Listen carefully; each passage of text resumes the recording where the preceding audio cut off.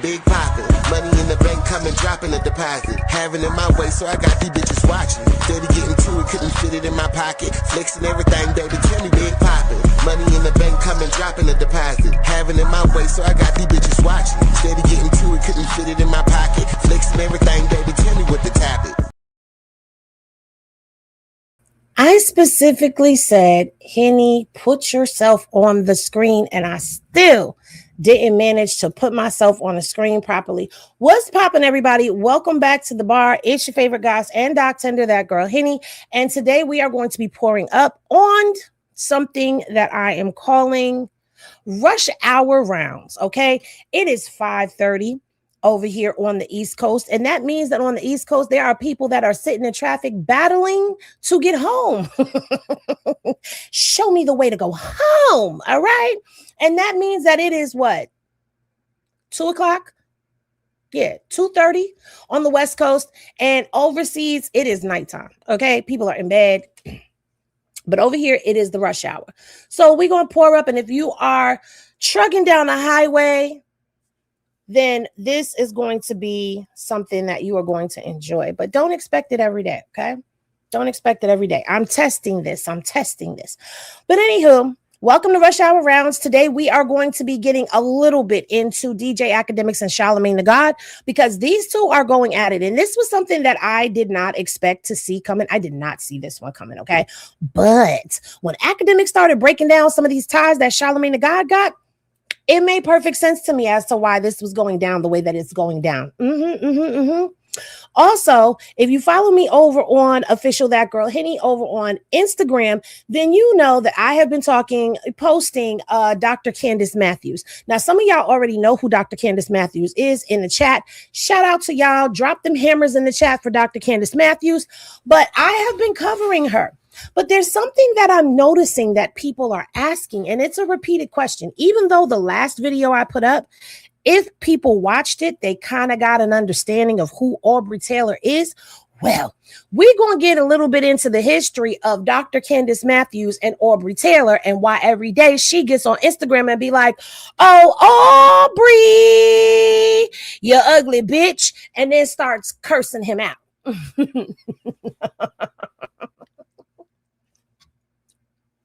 We're going to get into Aubrey. So if you follow me, then you're going to understand who Aubrey is if you don't know, okay? Also, Nolan Wells, the 18-year-old Mississippi teenager who went missing over the 4th of July weekend, and his body was recovered yesterday. There has been a whole lot going on with that. And of course, social media is doing what social media does, and that is getting it cranking and shapopping, okay? People are already starting to put out fake stuff. People are spinning. And listen, it ain't my job to unspin what people spin, but when something is a blatant lie, I've got to put my 1-2 on it, okay? A 1-2. Anyway, we're going to get into Nolan. I'm going to ask questions because you know that's what I do. I ask questions. Also, I'm going to be giving you guys a Blueface update. That's why his face is on the thumbnail, because I need to give y'all an update. It's Tally Up Tuesday. Okay, it's Tally Up Tuesday. So I have to give y'all where he stands right now. And y'all are going to have to bear with me because I'm going to have to calculate it while I'm live, because I did not bother to count. I would be lying if I told y'all I kept up with it, because I did. My bad. None of y'all reminded me, though. Y'all know y'all got to be reminding me that I got to tally up on Tuesday. Anyway, so I'm going to be giving you a Blueface update. And I might just lead with this. I don't know. Charleston White. Hey, shout out to Black Baby Mimi. She's been a member for 10 months. Happy anniversary to you, Black Baby Mimi. And thank you for supporting the channel. Baby.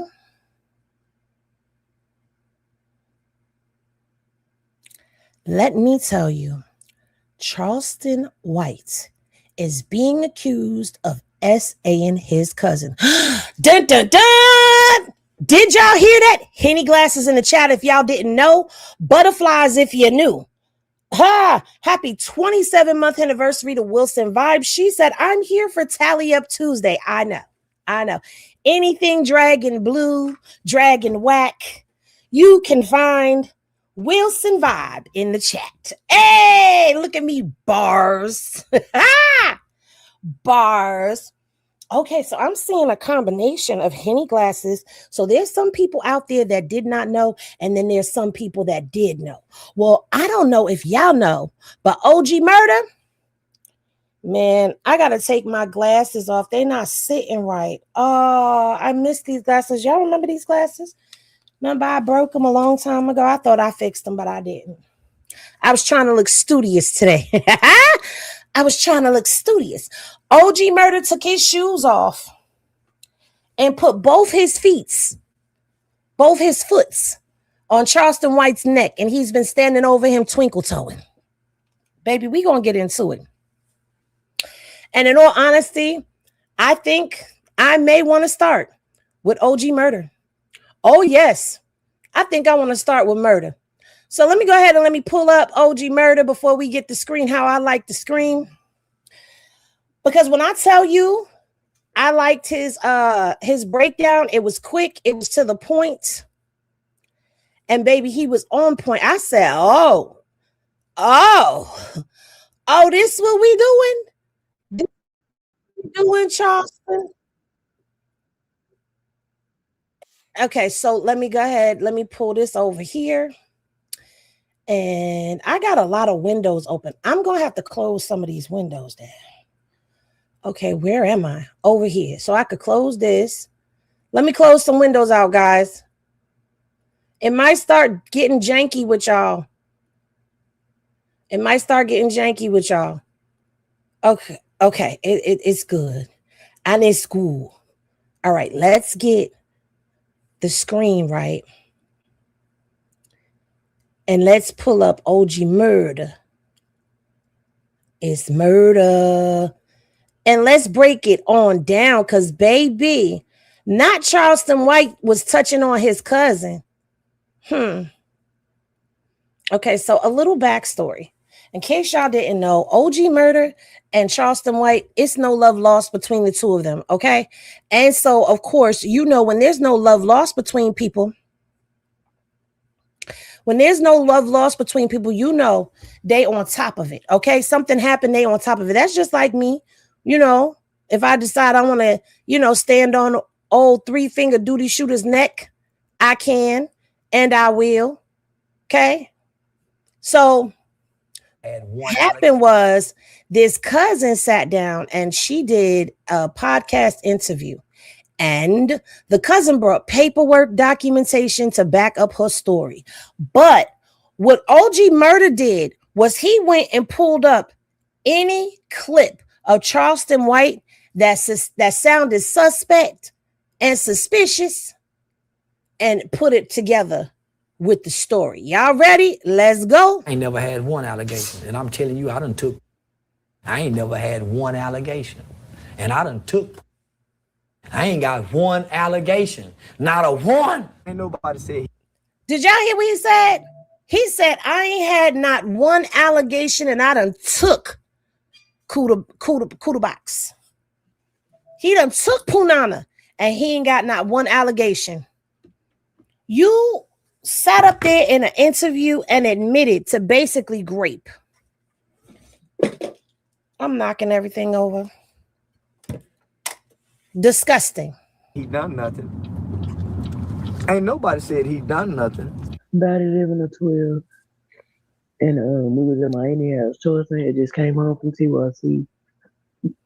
And I was getting out the shower or whatever. And he came in there fondling me. You just don't take no for an answer, fellas. No don't mean no where we come from.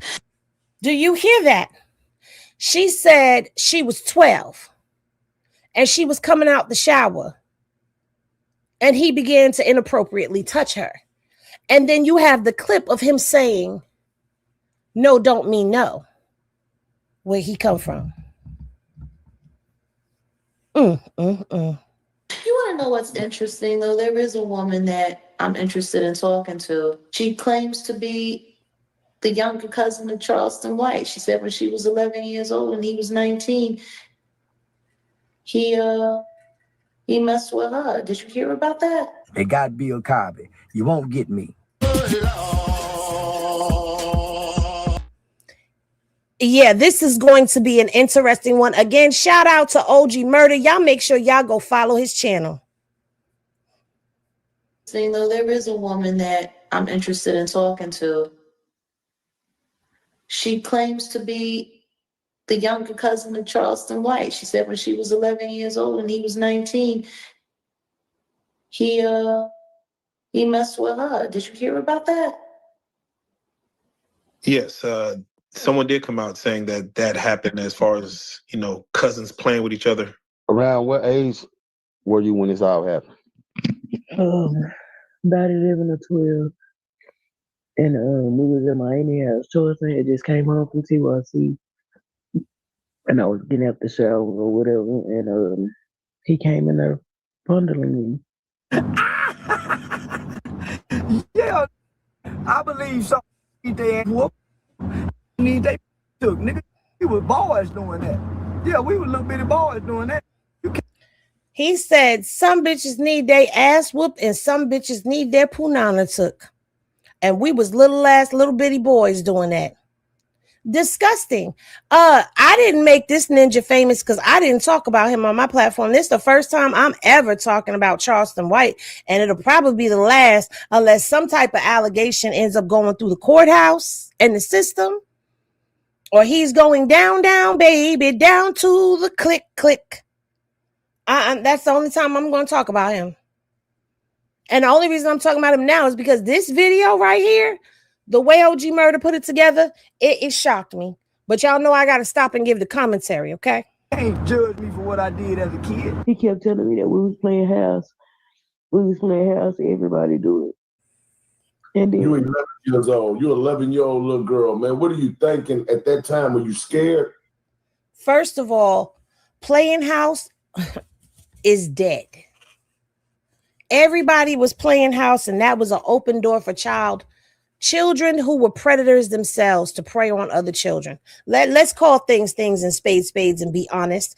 And the only time that children could get away with playing house is when they weren't being supervised, meaning that parents was too busy having card games and drinking and smoking and doing what they was doing and dancing and having house parties with the music all the way up, and all the kids is in one room and ain't nobody paying them no mind, and somebody tiptoe get somebody come out the room and go somewhere they ain't got no business being, and no adult catches them because everybody is too busy partying, having a good time.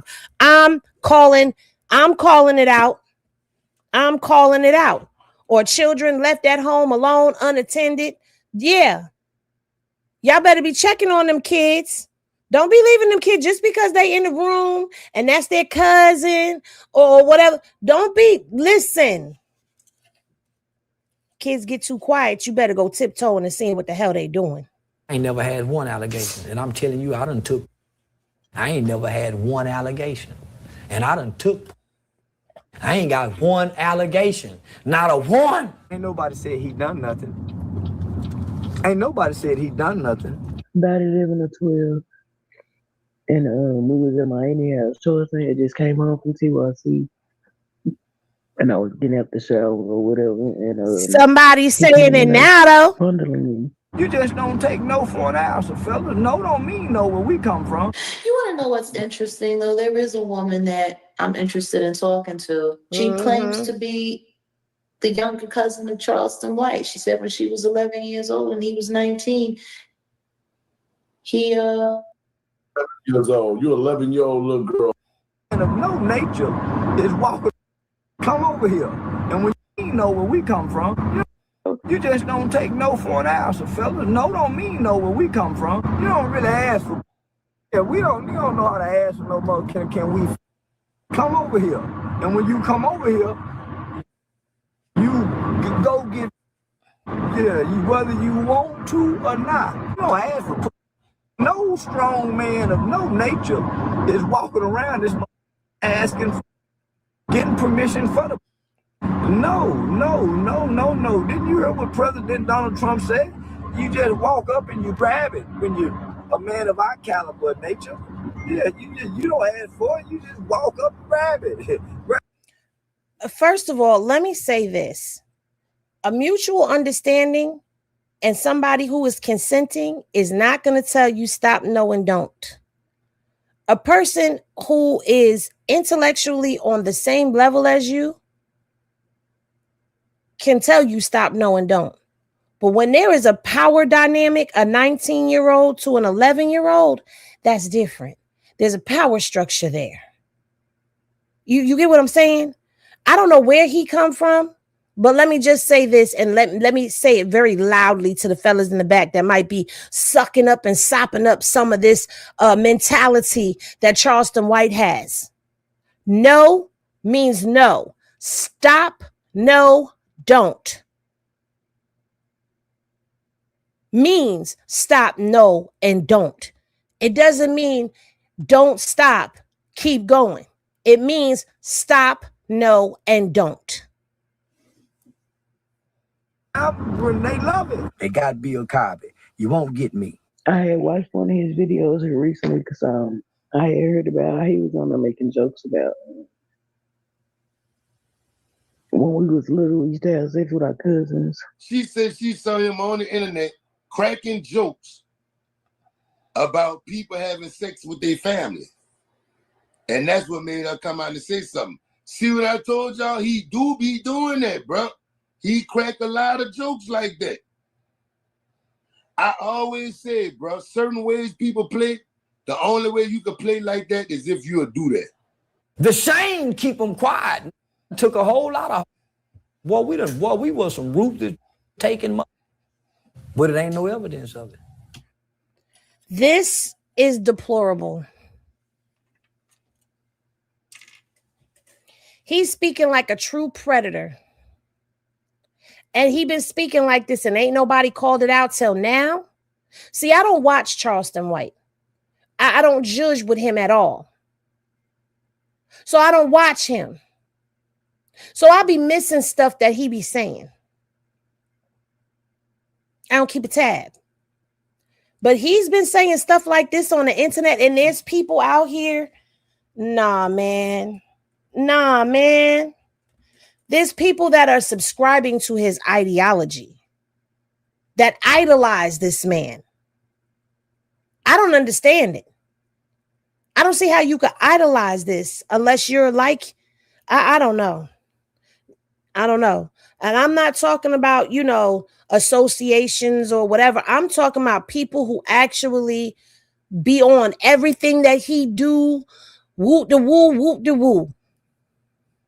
Because a real person ain't even much about to play about that. Uh-huh. I don't know nobody who crack jokes about that. Right. So I feel like if you have that ability, you got that in you to crack them jokes and see it as funny and all that there, that's because in your mind it's all right. Because in a real person, they don't want no part of them jokes. I don't see nothing funny about the R word. Oh, that's a whole fact. Hey, Tyron, shout out to Tyron. Okay, so let me tell y'all something. Y'all, when we be on the other channel and y'all be like, hey, Tyron, I'll be looking for Tyron and can't find him. If you have not been able to find Tyron, that's one of his new pages, which is my everything, my wife. That's one of his other pages. And the other page is my Philly Bay. So if you've been looking for him, if you support, Krishan and all of that, go over there, follow Tyron, dope content creator, dope music, dope soul. And I met him in person and got to hug him. No, I'm playing. But anyway, Swagger, really quickly before I press play, I haven't heard of her, so I have no idea what you are talking about. So if you want to DM me on official That Girl Henny on IG, not That Girl Henny Reviews, official That Girl Henny. If you want to inbox me over there and give me the information, I'll definitely cover it. Paperwork. There was paperwork from something filed. That semen was found. His semen was found in her, allegedly. Now, let me tell y'all something. The cousin has the paperwork, which naturally, if she filed the paperwork, she would have the paperwork because she would be the person who filed it and the victim in the case, right? But when Henny Legal went to go pull it, I think because it's from way back when, and she's going to tell you when she filed this paperwork, I think that's why we can't find it.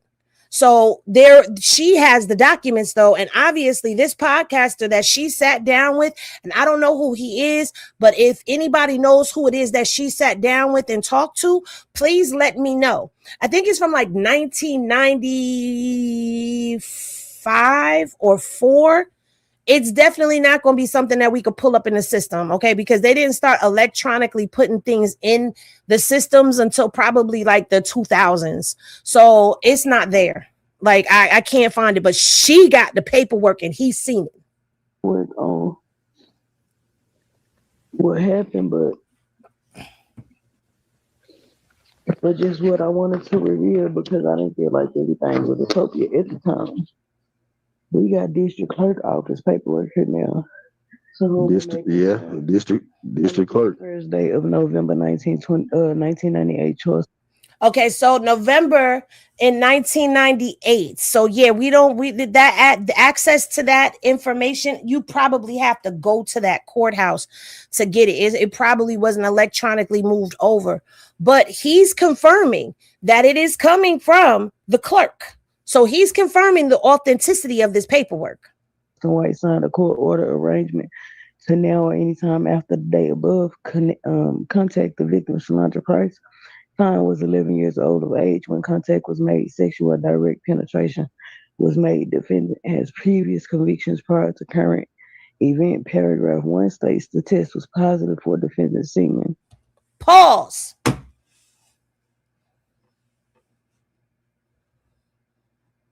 I'm going to see if I could get down there to that district clerk. She said they was in Miami. I'm going to see if maybe I could go take the palm train down there in Miami and see if I could go on Mosey over there to that courthouse and see if I can get that paperwork. Okay? So when I put out the hootie hoo for the crowdfunding, y'all make sure y'all hit it up because I'm going to go on down there and get that paperwork. Okay? But did you hear what she said? She said that means that this 11-year-old child made an adult aware of what was going on.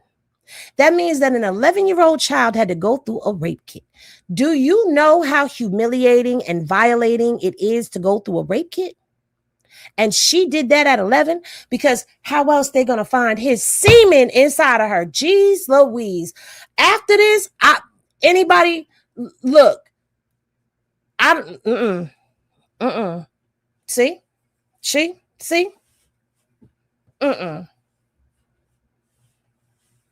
Disgusting. The test was positive for defendant semen. So when you saying defendant, that you saying it's been the court. Yes. Because who else would be the defendant? The defendant would be Charleston, right?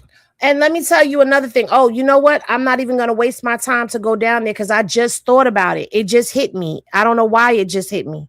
She's 11 years old. She's a minor. That record's sealed. I'm not going to be able to get that record. Nobody going to be able to get that record but her and him. That's why you can't find it. And I'm like, okay, yeah, so 11. Disgusting. I know I ain't tripping, bro, because we can't see the family swept it under the rug. I mean, what, they was going to court and then they stopped going? I'm trying to understand how it got reported and he never got called for it. It was basically like a plea made before he was able to be sentenced. I didn't want to fully prosecute him because they was making me feel bad about it because he was my cousin, you know. Right. So let me say this. She said they were making her feel bad because he was her cousin. He was her cousin.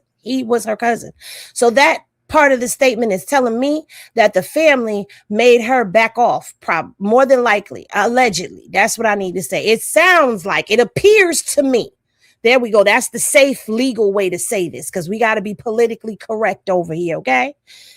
It appears to me that the family may have allegedly talked her into not pursuing it any further, and therefore he took a plea agreement. Hence the reason he never did no time for it. I wonder if it'll show up on his record, though. And so, with me being so young, I was just like, okay, well, I don't want him to go to jail. I want this to happen.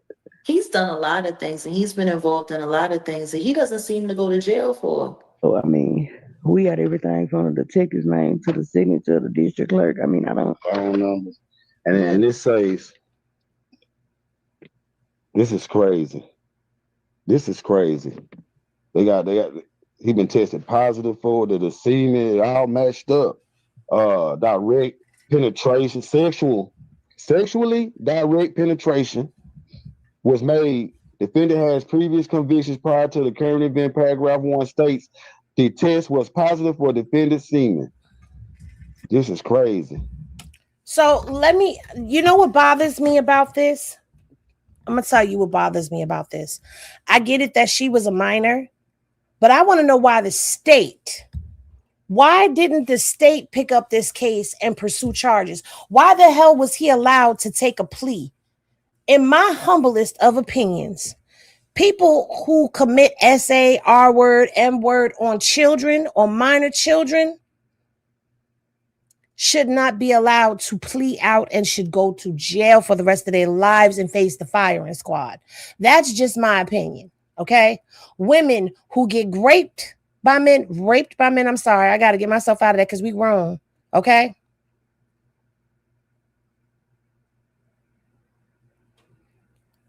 I swear, a sexual deviant is the worst kind of deviant. They're the worst kind of predators to me. So this girl was let down by her family and by the judicial system. But then again, you got to remember, Charleston White worked for them people, allegedly. You got a detective name and phone number on her. March 16, 1999. Yeah, Charleston, you can't keep hiding from all this. You can't keep hiding from this. Was it any kind of friction in the family, like people telling you lying? Yeah, a lot of it came from like my aunts and stuff, saying that I just wanted attention and stuff like that. Did you hear that? You know what? People who say that to kids when things like this happen to them, something is wrong with you. You're part of the problem. She just want attention. No, bitch, who wants that type of attention? Who wants that type of attention in their lives? To be walking around talking about somebody forced themselves on. Sick in the fucking head. Like, I really don't want to make this about anybody other than myself. You know what I'm saying? She's not the only one. He has they have like 2 more cousins, family members that's victims. She really want to bring them into it, so we're not going to say their name. But 2 more cousins. 2 more cousins that he done did this to. I guess now we know what he talking about when he say, where I come from, yeah, your family tree. There's 2 more cousins he did it to. For my immediate family, everybody was out on board after everything got processed and was, systemized or whatever you might want, whatever great language you might want to use for it. And I haven't had to really revisit that except for when he came to Stop 6 working at the club, and then he had put that program there for kids. And I was just thinking, damn, for a person who always doing shit.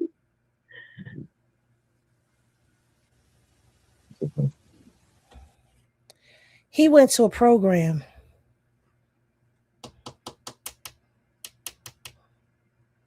Look at how she destroyed. Yeah, the people don't understand. Right. What child? No child wants that type of attention. Exactly, Gold Digger. The family predator used his family for prey. Disgusting and deplorable. He's a horrible, despicable human being. Yeah, but Swagger, you talking about fucking over the Anthony family and actually fucking his cousins. There's a difference. There's a difference. I mean, So you know what's going on, you know, like it's years later and she's still going through the mental and emotional anguish and aftermath of all of this. And then imagine she got to see his face all over the internet. Shaking my fucking head. if I was that young, I mean Charleston was 19, right? 19, 20. I don't just think about it every day to remember the exact ages both of us was, but I do know he had just came home and he was a whole lot older than me, you know. People think like that is funny and it's a joke, but if you ever go on my page, anything that I'm on there doing for the jail motivational speeches or any of that, if you just listen to it, it'll tell you the whole story. You know what I mean? This ain't something I just started dealing with. This is something I've been dealing with.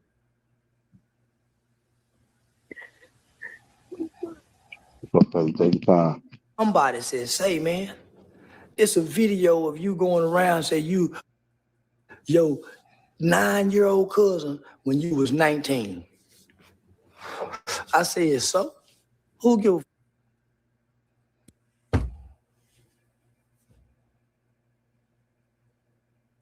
I'm sorry. I was shocked for a second. I had to gather myself. This mofo said, so? Who gives a fuck?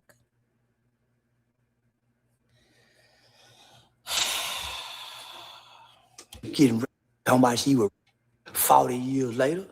So what? So you got to be lying. Because here's the deal. I thought I was locked up in the boys' home from 14 to 21. I thought I was in the boys' home from 14 to 21. How family member when I was 19? How? I was in the boys' home. When a person call out two numbers, they ain't sure about the age. If I was that young, I mean Charleston was 19, right? 19, 20. See, Charleston, you ain't sliding just that fast. Because she specifically said, I didn't focus on the age. I just know he was older than me and he had just came home. She said 19, 20. You came home around 21, which means it was around that time. And the fact that your initial statement was, so who give a fuck? And now you want to fall into this, oh, she must be lying. Are you shitting me? Ain't no way this girl is not. Why would she purposely come up here and lie on you and bring paperwork? She got paperwork on your ass. Evidence on your ass. She said 1920. I mean Charleston was 19, right? 19, 20. She could just have your age wrong because when you're a child, you probably can't remember like that, especially during the trauma. Exactly. See, when she said 1920, she didn't for sure say you was 19. See, on your video, you made it like she said you was 19. She said 1920. She not sure about your age, bro. 1991 to 1998, 14 to 21. You just admitted the year that she said. She said that paperwork is filed 1998. So you came home in 1998. You just aligned yourself right up with the paperwork, dumbass. How? I didn't get out of the boys' home till I was 21, till I was grown. That's all I want to know. 14 to 21. Documentation record sealed at the age of 21. That's why when you pull my record, there's no history of a murder. 14 to 21, I was locked up for murder in the boys' home. And you got out in 1998, and her court documents say 1998. Texas Youth Commission getting state home and school. Now y'all know murder minds his business, bro.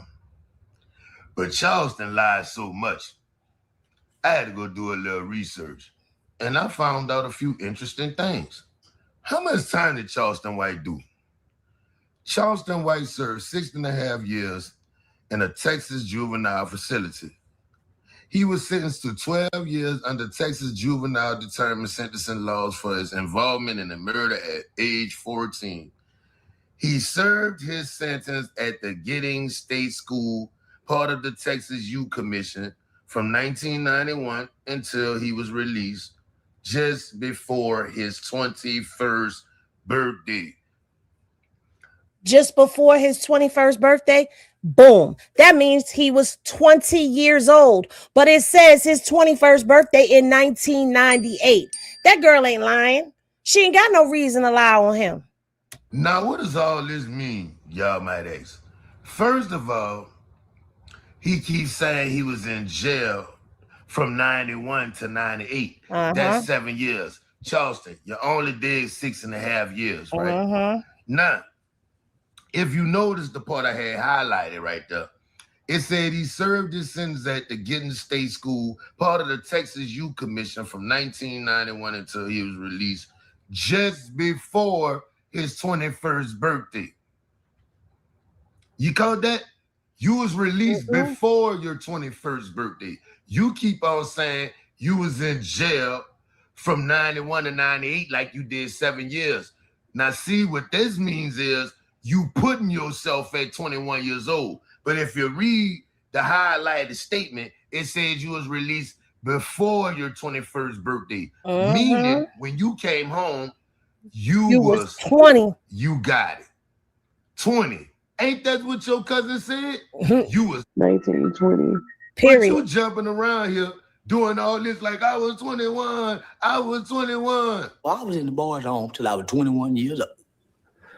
How could he rape anybody at 19 when he was in the boys' home, locked away? He had been locked up 5 years already. So somebody's lying on Chicken Charlie. Busted. Big Call time. 9 again. Big time. Shout out and salute to OG Murder. Y'all make sure y'all go subscribe to his channel. Let me go ahead and give him the like. I forgot to give him a like. And as you can see, I'm already subscribed over there. That is his channel on IG, OG Murder Reaction. So y'all make sure that y'all going over there. And if y'all going over there, y'all tell him that Henny sent you, okay? Okay.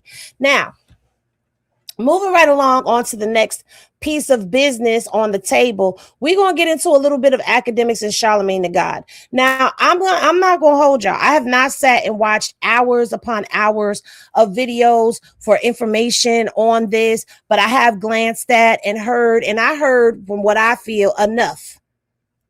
I heard enough of what I needed to hear, because Akademiks exposed Charlamagne Tha God for being associated with Roc Nation. Now, let me give you a little backstory on Akademiks and Roc Nation in case you do not know what the deal is with that. So during the Megan Thee Stallion trial, as you should know if you followed that, Akademiks teamed up with Milagros Graham, and Milagros, was very anti-Meg. She was telling, the court stuff. She was coming out every day, telling us what was going on in the court and giving us her perspective of stuff. She was getting up on Akademiks, and they were giving their 1-2 on it. Well, when the trial was over, and time went on, Akademiks is a big Tory Lanez supporter, okay? And Roc Nation does not like that. So he's had some friction with them. And when Milagros was sued by Megan Thee Stallion, Akademiks was pulled into it, but ended up, if I'm not mistaken, not having to go testify in court. And so that brings us to the present day. Now, as you may not know, or you should know, I don't know which one to say, Nas and Jay-Z were both trying to open casinos in New York City. And Jay-Z was trying to open his casino down there in Times Square, right? And Nas was trying to open his casino in Queens. Well, Nas got approved for his casino and Jay-Z did not. Charlamagne was on the Breakfast Club championing for the casino, speaking very highly of it, without letting people know that he himself is actually connected to Roc Nation. He is in bed with Jay-Z. So how do we know this? Because Akademiks exposed it. So let me go ahead and let me pull this up for you. as to, and that's just a brief little 1-2-1-2. I might have missed some points or whatever, but that was just me giving you a brief synopsis of Akademiks history with Roc Nation. So now we move on to present and current day, and Akademiks is exposing Charlamagne for being a part of and being in bed with Jay-Z and Roc Nation. Hold on one second. Let me put this here like this. All right. Who did I get this from? I got this from The Stop. All right. This popped up. They took this clip, and we're going to go over to Akademiks in a minute. But let me just show you how he exposed Charlamagne being in business with Jay-Z. So they're showing not only the companies that have significant financial interest or maybe equity or some ownership, but they show the people who are part of that organization.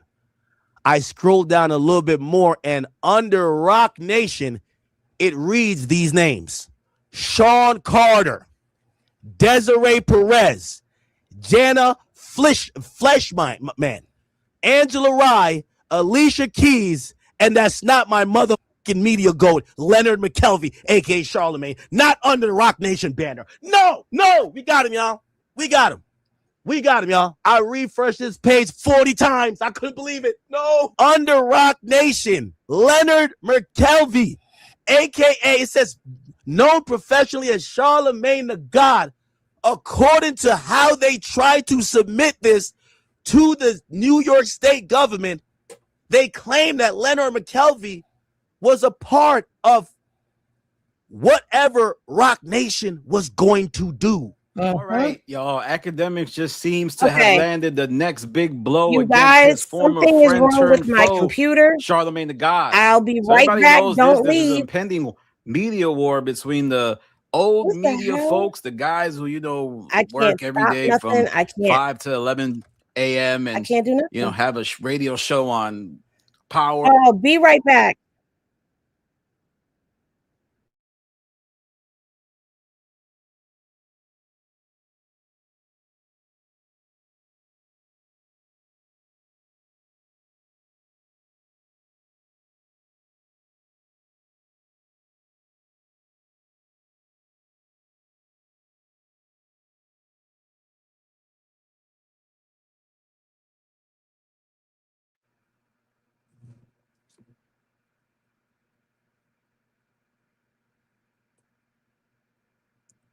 Can y'all hear me?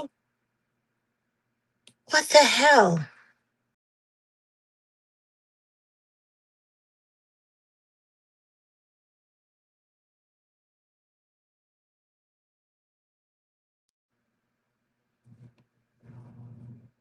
Okay, there we go. I had to come back on through my phone. I had to shut the computer down all the way.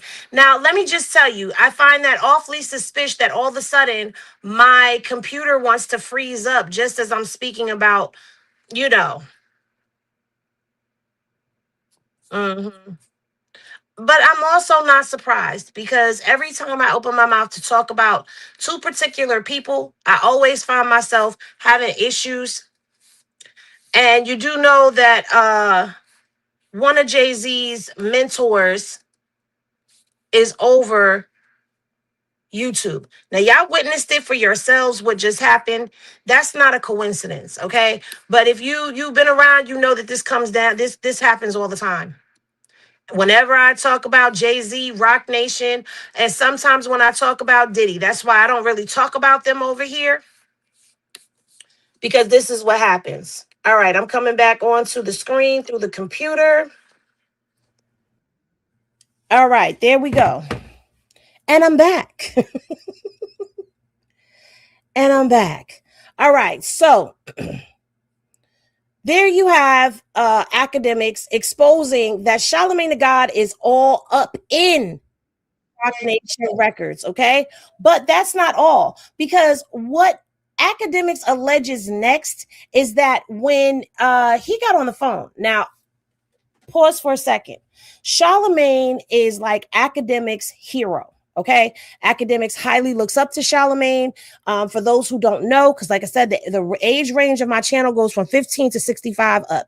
So if you don't know, all right, Charlamagne Tha God was with Wendy Williams back in the day. So he's considered to be like legendary when it comes down to talk radio and things of that nature. And he's very respected. So he's the one who came up with "How you doing?"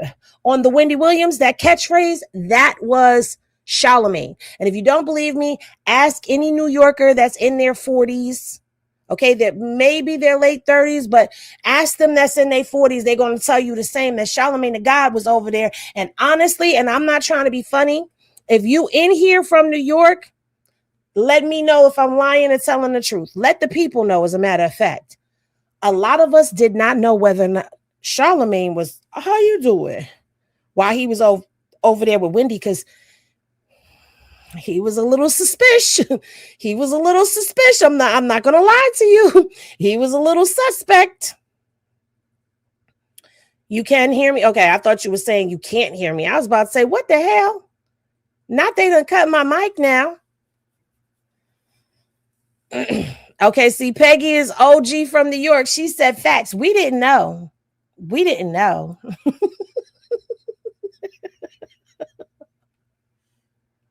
We didn't know. So now y'all know I'm not being funny. I'm being for real. Okay. We did not know what he was. So, but either way, all jokes aside, that's somebody that sure did think that, okay. But he looked up to him. So he idolized Charlamagne, which, if you know anything about Akademiks, if there was never an Akademiks, we don't know if we would even have these spaces, because Akademiks was the first one to do this, to do hip hop culture and trending topics and all of that in this type of forum. He's been around for years. He's an OG in the game, whether you like him, hate him, whatever, don't know how to feel about him. Akademiks has been around for years. Okay. So it's like, think about it like this. It's like, if Nicki Minaj would have paid homage to Little Kim, not calling them females. Okay, that's a bad example. It's just paying homage. A legend paying. Well, I don't consider Nicki Minaj to be a legend. Sorry, Barbs, I don't. Well, it's just one legend to another paying homage. There you go. So for Charlamagne, he speaks, for Akademiks, he speaks to Charlamagne on the phone, and he gets this phone call from him. And Charlamagne is kind of like telling him, okay, is this it?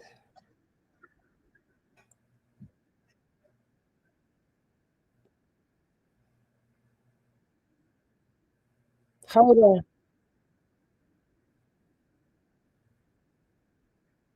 Okay, here we go. I think he's talking about the Roc Nation thing here. So let's get this up on the screen. Now, fair use, Akademiks don't come from my channel. Okay, because I'm using this video and this content are operated by and being used underneath. Oh, this video and this content are protected by and operate underneath the guides of the Fair Use Act. It will be used for commentary, reporting, and most importantly, my opinion, possible teachable moments. So hey, YouTube and anybody who gets butthurt, do not come copyright striking my channel. I'm on your side today, Akademiks. So don't come for me, because he done already came for me. Akademiks came for me. But I won, but still he came for me. I think it's like day 3. We got a little streak going on. We rocking. And I don't even think I brought a chaser down here, nigga. I just came down, nigga. I was just like, yo, I just need the liquor, man. I've been in disbelief. I'm not too proud to admit I shed a few tears today. I'm not even too proud to admit. It hurt my heart. I couldn't even believe it. Oh, well, damn. I forgot he said that. Listen, let me tell y'all something. When I be looking at clips for y'all, I'll be paying attention and not paying attention so I can give y'all my raw, real, and honest opinion. Y'all laughing because y'all remember that, because I was pissed off. I was like, no, he did not come for me. I used it. He said it. I was pissed. But it's okay, bygones be bygones and all of that. Today, I'm on his side. I couldn't believe it. This industry's evil, chat. This shit is evil. This shit is evil. This shit is evil, chat. I see somebody in the chat who's that self-made. He said, Ack, you know you seen this coming. I ain't see this coming. I ain't see this coming. I ain't see this coming. I ain't see. And let me tell you, this is just this is before the other video, if I'm not mistaken, before he went digging into Roc Nation and finding out just how deep Charlamagne went, but I could be wrong. See this coming.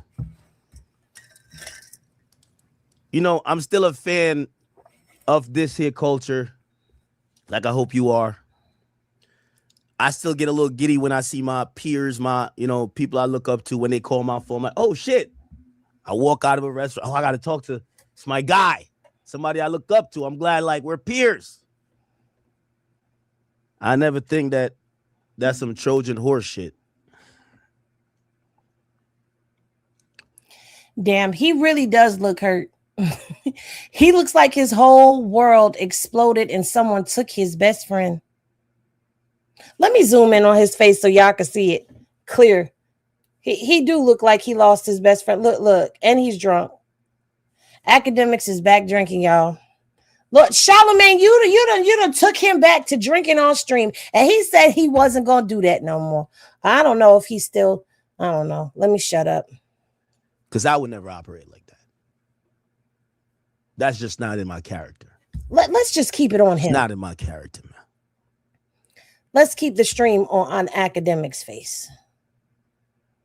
Because he's really hurt. Chat, unfortunately, my biggest fears have come true. While watching this really interesting thing that I think I've been so transparent to y'all about, telling y'all what's going on. I mean, even up to last stream, I'm saying, yo, some of this stuff not making sense. Why is somebody I look up to on the battlefield? I know who the ops are. Why the ops ain't here? What's going on? You gonna get me in trouble. A birdie told me, a little birdie told me today. Actually,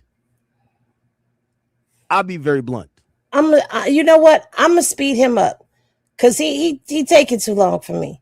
I got ADHD. I think, I don't know, but I need him to get to the point just a little bit. So let's speed him up just a little bit and let's see how he sounds at 1.5. We got a chat nigga over there at Roc Nation. Okay. Little birdie, little mo. Called me up. He said, Ack, why are you so stubborn? Why are you so hard-headed, bro? I said, what are you talking about? He said, do you got to throw Charlamagne Tha God's Roc Nation badge up on the screen for you to believe it, nigga? I'm like, badge? Like, what? Like, badge? Let's show me a badge. Like, bro, how many times you got to see him rock that hat? Nigga, he be coming up to the office all the time. I'm like, man, stop it, man. Stop it. Stop it. You heard him. He said he called me to look out for me.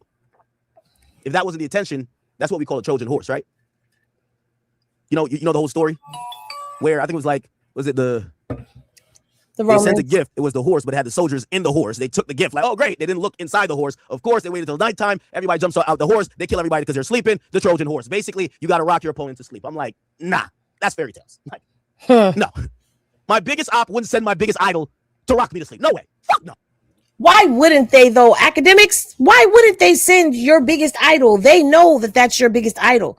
Okay? Your people's Charlamagne is dibbling and dabbling in some underhandedness, and I am very shocked and appalled by this, Charlamagne. I am shocked and appalled that you would stoop so low. No, come on, no. The little birdie said, bruh, do we got to show you the badge for you to believe it? I'm like, I don't believe it. He said, well, you're getting closer. And he led me down a path today. I couldn't even believe it. Honestly, I think what it is I think that Akademiks probably felt that he had made such a name for himself. And y'all tell me if I could be on point, because I am also spinning. I don't know, but this is just my opinion. I feel like Akademiks felt like he had reached a pivotal point in his career, had built a reputation with himself, had got himself up here into like the upper echelon of things, even though this is what he does. Like, he's made a name for himself. You can't take his accolades away from him, no matter how much you don't like him or whatever. I'm speaking facts. So if anybody gets butthurt by what I'm saying, that's a you problem. Maybe you should try 4-ply tissue and call the doctor and take 2 aspirins and see how you feel in the morning, because that has nothing to do with me. What I'm not going to do is ever get up here and allow my personal feelings towards situations to cloud the reporting that I'm giving. I'm not doing that. I've done that in the past. It did not serve me well. Okay, so I'm rebranding, restructuring, and when the topic calls for me to be opinionated and objective against somebody because I don't agree with what they're doing, like Charleston White, I'm going to be that. But right now, we're speaking about him being bamboozled by Roc Nation. This is something that goes on in the industry, and I guess he thought he was above this, but he's not. Yes, Mama Zay, they do make 4-ply toilet paper, and I will send it to you because that's the toilet paper I like. It's very bourgeois, and you can get it delivered to you through Amazon Prime. Remind me to show it to y'all at the end of the broadcast so y'all all know, but just be cautious because 4-ply will clog your toilet if you use too much. Anyway, let's get back to the topic. I can believe it. I want to give a quick recap before I get into this. I'm not going to make this a long thing. Y'all going to take this and do what y'all want to do with it. This all started from Charlamagne Tha God, who I've always looked up to. Charlamagne gave me my first interview in this industry as someone that was in this industry, 2013. He's always been someone who I could reach out to, talk to, kind of, ask questions, whatever. He's also reached out and give me some advice. It's always been good. Don't know necessarily how the nature of our relationship is kind of, evolved, but, we've never had any issues. That right there, what he just said, that's what makes it even more diabolical. Because in this industry, let me explain to y'all, I may be on a lower level, and compared to someone like an Akademiks, I am completely a small fish in an ocean, okay? I'm definitely a small fry. I know y'all think of me as being big, but when you compare a Henny to an Akademiks, I'm a small fish. I got a big name, but I'm a small fish still, okay? I know that in this industry, people will try to get next to you because you have a buzz going. I've had a lot of that happen to me. Y'all saw it. Y'all watched it. People come, get next to me, and then the buzz goes, they get some of the buzz to them because now eyes that wouldn't have normally been on them go to them. When Henny's not on, I'm going to go over here. So they start to build. My inconsistency becomes their greatest currency. You see what I'm saying? Things like that. People will snake you, do underhanded shit, talk shit about you, spread rumors. They are very cutthroat. This is very cutthroat, even at this level. So imagine being at an Akademiks level, how cutthroat it could actually be. And I cherish those people that are close to me, that I can pick up my phone and I can talk to and go in about what's going on, how I'm feeling, what I think, restructuring, rebranding, whatever it may be. I treasure those people. I value them. And if it's somebody that I look up to, I definitely value them even more. So that's basically the type of relationship that Akademiks has had with him, because he feels like Charlamagne Tha God. He gave me my first interview in 2013, and I've been on the roll ever since. So they built a rapport with one another. You see what I'm saying? That's why this makes this situation such a snaky, janky, fucked up situation that it is. And, or maybe I think, because I'm looking at everything from my perspective. I've never heard him say anything. I get a call from Charlamagne about a couple weeks ago, the end of a month ago. And he tells me there's some people passing around some documents that seem to be saying that you're getting paid for campaigns. And I told y'all about 2 streams ago, I'm like, the inconsistent thing about this quote unquote warning he gave me, or was trying to give me, is that every time he was trying to give me a warning, it jumped to something else. Hey, I'm just warning you because people around you are stealing from you. Huh? Well, I don't believe that. Oh, well, I'm just warning you because people are taking money from politics and they're spreading propaganda. What? We don't do stuff in politics. Bro, I'm just warning you because, you see your man's over there? It's moving. The last iteration of this is, I'm just warning you because, look, Wall Street Journal is talking about poly market. I've never worked with poly market. Just warning you. They just served a man in Australia.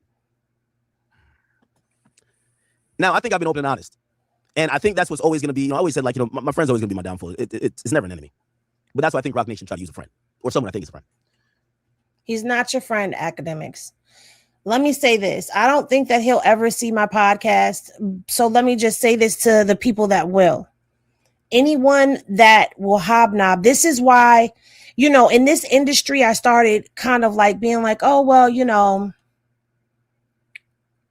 if you're cool with me and you over there, it's cool. I had to go back to how I move in real life.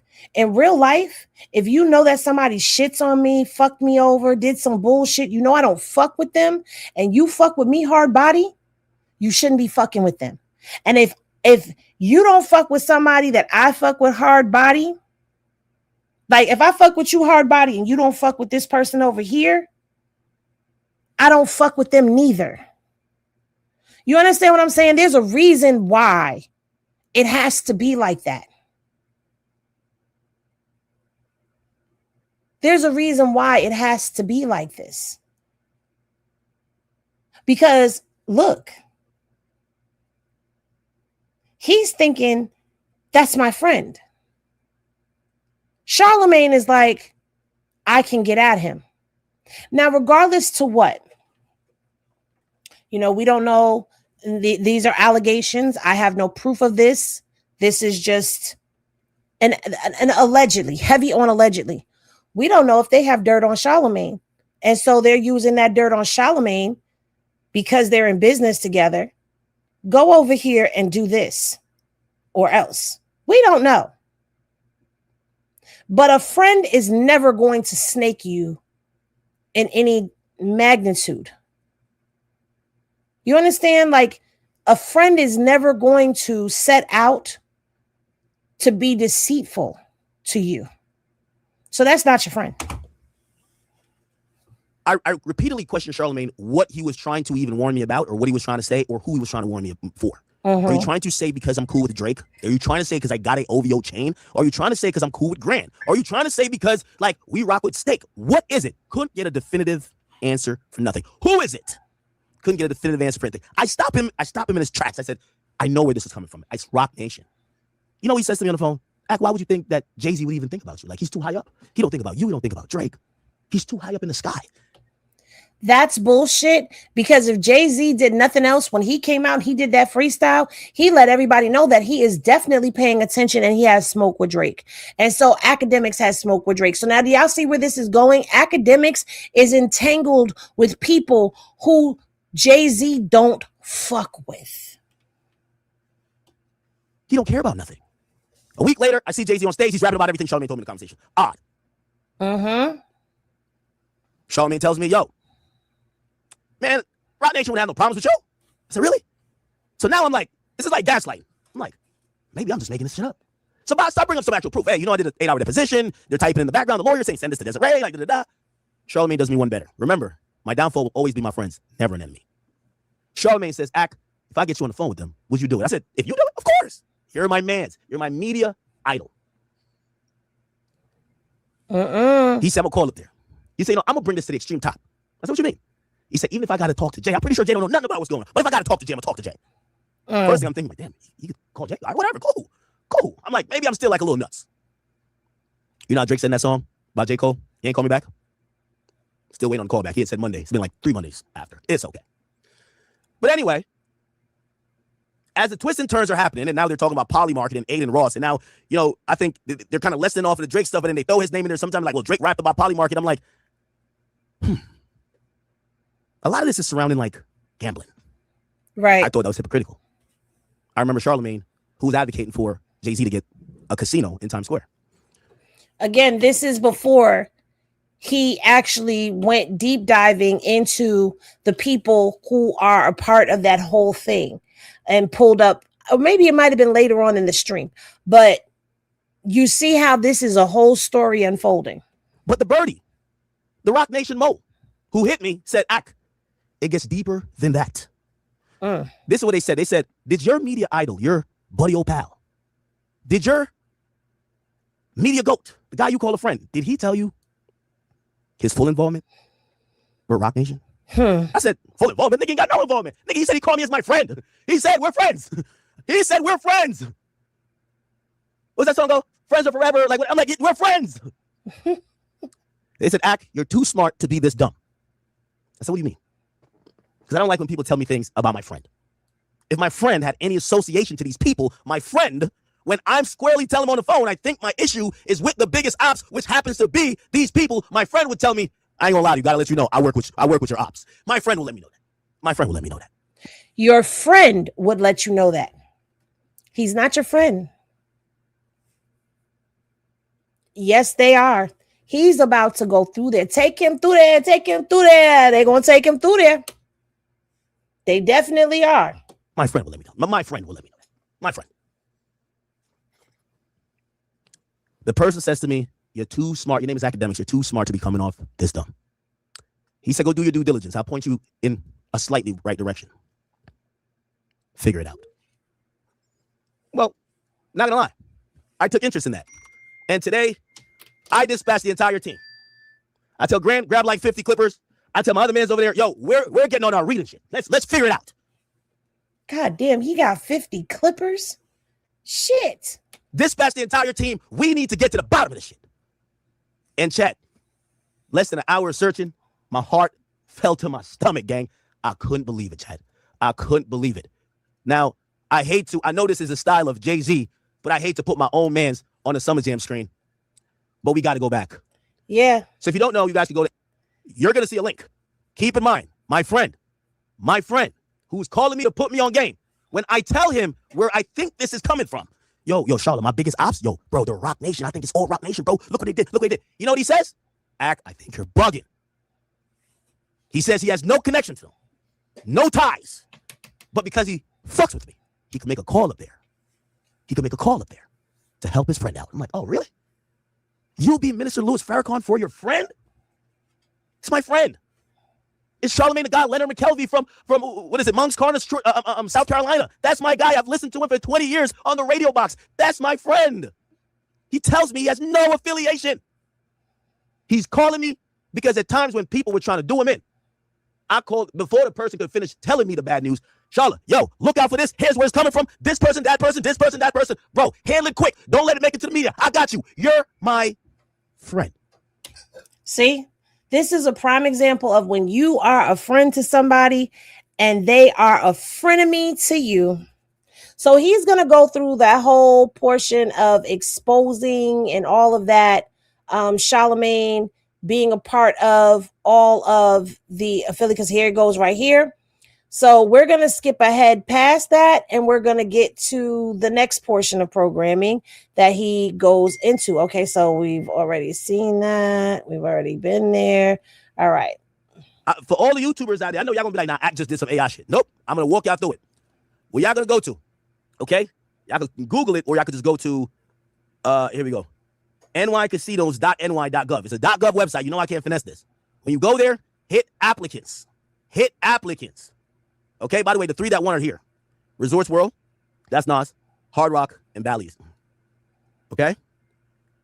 Now, the ones that weren't approved, you got to go to Caesars. Wait, hold on. Ironically, 15 Broadway, Manhattan. Wait, 1515, wasn't that? What's in that building? Oh, shit. This is so ironic, right? I remember one day going up to, I think it was VH1 or something like that. Charlamagne was trying to bring back, we call it again, Yo MTV Jams, and he wanted me to be a part of it. That address, so chat, I've been doing my shit for most of the time. I know y'all might think I'm like a little in the shit now, but I remember that's the address I went up to. Like, I think VH1 and MTV was up there, and like Charlamagne was like almost like a quasi executive. So it's ironic that the gambling place was going to be in the same building that he's been in for years. 1515 Broadway. Ironic. It's in the heart of Times Square, y'all. And he's on the Roc Nation. He's right. He's right. 1515 Broadway was for VH1 and MTV Studios. He's on his shit. He's accurate. I just looked it up. I bet I don't look so crazy after all now, huh? I'm gonna give a quick update. Jay, I know it took you a while to send out your best puppet. It's not looking too good for him either. Okay? Not looking too good for him. Nope. Damn. All right, man. I'm gonna need you on your new show to be accurate because you're stepping into the journalist lane. You're a great producer. You produce talking points of Roc Nation, but I watched a few of your videos and okay. Now let's get to some because we got more. I see Alex Media on the text. Hey Alex, y'all reading out grand messages, so I gotta read out when y'all text me too. I gotta keep it fair. I think at this point y'all should know. I go kind of crazy behind my man Grain. That's my man. You know what I mean? Like we've been locked into a lot of things. Anyway, Alex. So from here we're gonna go somewhere else, and then we're gonna get into Nolan Wells. Okay. I see you have your new show. I'll give you a shout out. It's fine. Alex Media.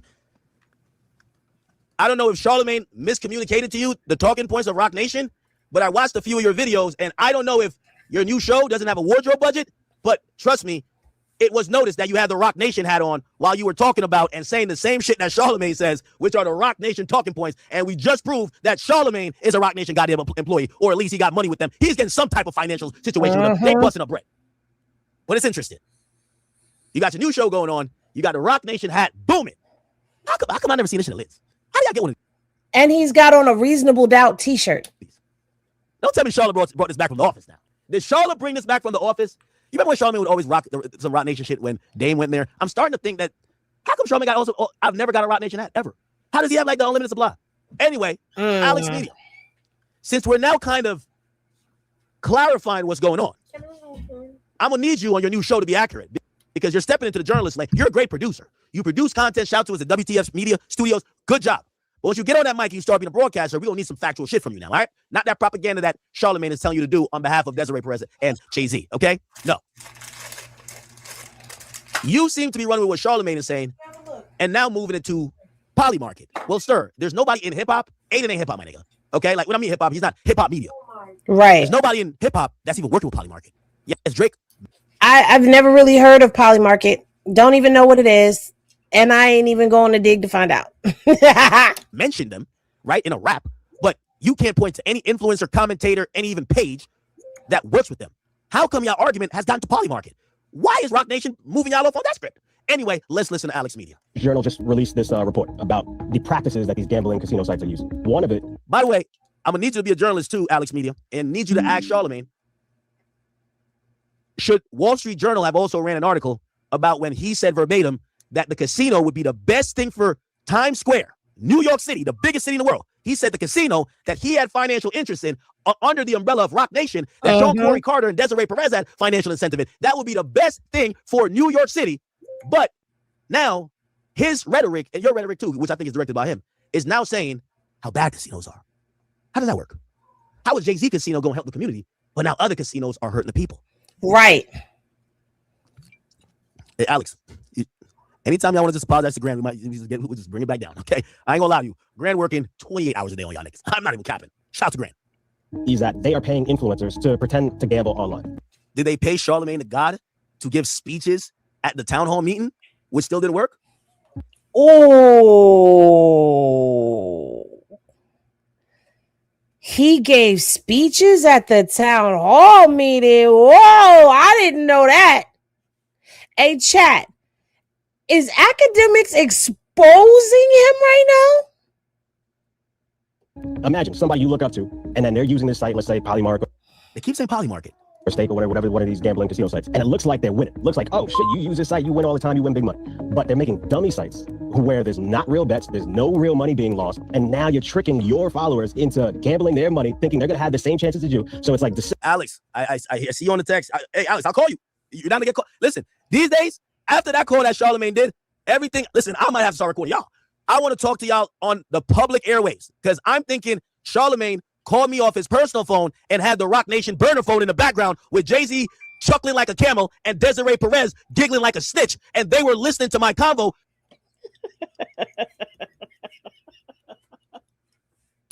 Wait. Wait.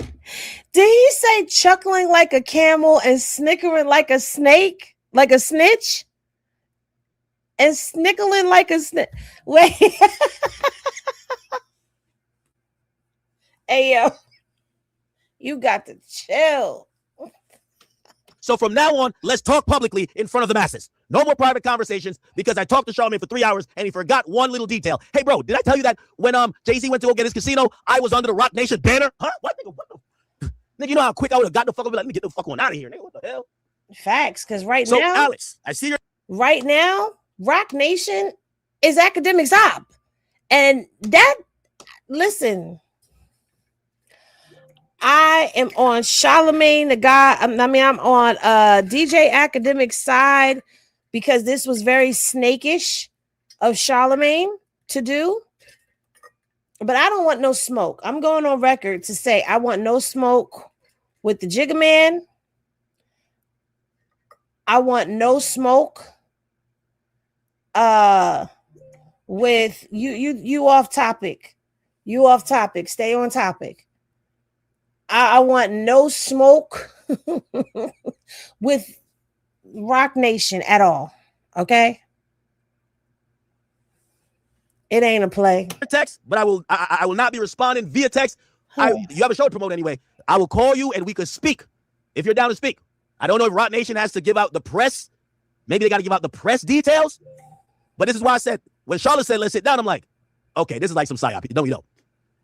So allegations, because that's all they are at the moment. Why would you? Let's go to what he has to say about Charlamagne. It makes it real quick, but anti-Semitism would open up. We just want to come back to here. Just remember. Allegations, because that's all they are at the moment. Why would you bring attention to it by clipping it and putting that headline? Because if the feds are actually watching, or some type of law enforcement is actually watching, trust me when I tell you, they're actually watching. Now you got Pat Charlamagne down. You got Pat Charlamagne down, bro. Hold on, let me get a mix real quick. Why would you, who's connected to these people, Akademiks TV, George Wynn, why would you post this headline? Charlamagne accuses Drake of committing a white-collar crime. And look at the caption. Bruh's new fear-mongering talking points dropped, and they want you to think Jay-Z did nothing wrong partnering with Target, but Drake is now committing federal crimes, shouting out Polymarket. Who's Bruh's? Me. Oh, like bros? Yes. Play Taylor. Play Taylor. Polymarket ran a deceptive marketing campaign that paid creators to bet on Drake's album, released it, and in that song, he said, "Shorty, keep asking the date. You trying to finesse Polymarket from Brad. First white-collar crime confirmed." You know what you cut out? You cut out the fact that I was quoting an article from the Wall Street Journal. You did that on purpose because you don't want to direct nobody to that article in the Wall Street Journal, which is why it is okay, George, to shut the fuck up. Because if you don't post this on Akademiks TV, then I don't come on Brilliant Idiots podcast and read all of that shit and direct people where they should go get this information. Well, don't shut all the way over. Grand chill, We're getting a lot of content. Grand chill, man. We're getting a lot of content out of this. I'm sorry if I'm mispronouncing your last name. But I don't have no issue with none of these people. I just keep wondering why the fuck my name keep coming up. Oh, that's what Charlamagne was saying. Why they keep bringing me up? See, Charlamagne is so slick. Why y'all keep bringing me up? Why y'all keep bringing me up? Look. So the feud continues on. Akademiks has still said a few things. I haven't really looked into the Charlamagne Tha God side of everything, but I will. And when I come back with a Charlamagne versus Akademiks part 2, I promise that I will bring y'all more information on that, but I feel like we've spent enough time on this and I think we get the gist of everything. But yeah, in this instance, you know, if you are moving sideways because you are in bed with Roc Nation, then Charlamagne, you know you done fudged up, right? Now, while I may be on Akademiks' side in this situation because that's foul and that's fucked up, I do also want to ask you guys a question. How's this year going? If you know, you know. How's his year going?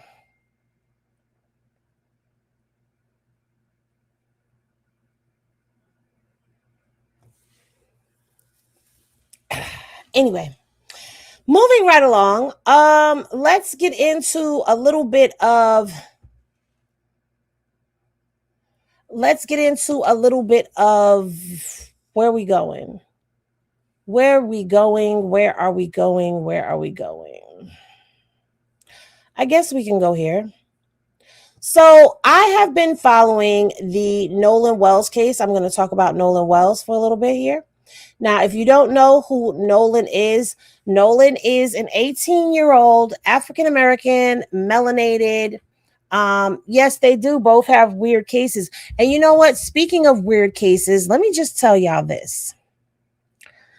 Trap Lord Ross did an expose on Charlamagne Tha God, and a lot of the stuff that Trap Lord Ross brought up, I had no idea existed. I only knew about the dog bite case with Akademiks and Abasi. I can't remember her first name, but I just remember her name being Abasi, the young lady who says that she was sexually assaulted by Akademiks and two of his friends. Don't think that I've forgotten about those cases. But when we're talking about a topic, I stay on topic and I report on the task. So then there's that. But like I said, moving right along, let's shoot over here to my Instagram. Again, if you are not following me on this page, what the hell are you waiting for? Not to quote Jay-Z, but if you're not following me on this page, then you're missing out, because I do actually post on this page and I'm, trying to build it up a bit. Shout out to everybody who is following me. Y'all are almost there. I'm almost there to 10K already. So Nolan Wells was an 18-year-old African-American teenager who lived in Ocean Springs, Mississippi. Now, he went out with some friends on the 4th of July, and his cell phone made it back home, but he did not. Hella suspicious. Okay. There were no answers except for he was with a female. Okay. They were saying that he was last seen with a female, and that he did not get on the boat that he was supposed to get on to go back home, but that he left his phone behind. And that is how they ended up with his phone, and they took it to his home, to his mother. Now, since then, the young men who were seen with him, yes, Swagger, I know, I just haven't reported on it.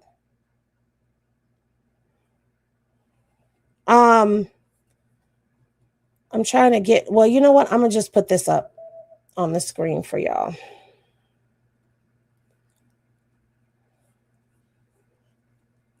Like, so I have the paperwork. I just haven't reported on it. I'm not so eager and thirsty. There's other shit going on in the world. All right. So I'm not going to play the video. It's the audio of it, but this is the video that I did do. It is over on my Instagram page. And so you guys will get a chance to see what was going on behind the scenes. Well, not behind the scenes, but you'll get an idea of what's going on if you haven't heard of it. So yes, let's point out the obvious. The three friends that he did go out with, they went out on a boat, and they went out to celebrate the 4th of July to a place called Horn Island. Now, when I was first reporting on this, I was saying Hunts Island. I don't know where I got Hunts from, but forgive me for that. But they went to Horn Island. So the family reported him missing.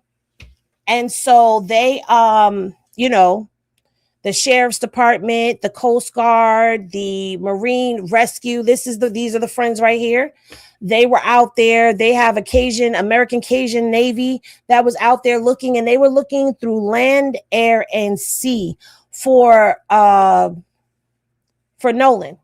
Well, his body was found yesterday, which is a little bit suspicious. I'm going to tell you why it's suspicious, because news reports are saying that Nolan was found at 8:45 a.m. on Monday morning. However, there's some discrepancies that are going on with online. And the sad part about it is we don't know what's factual unless we are someone that is on the ground, unfortunately.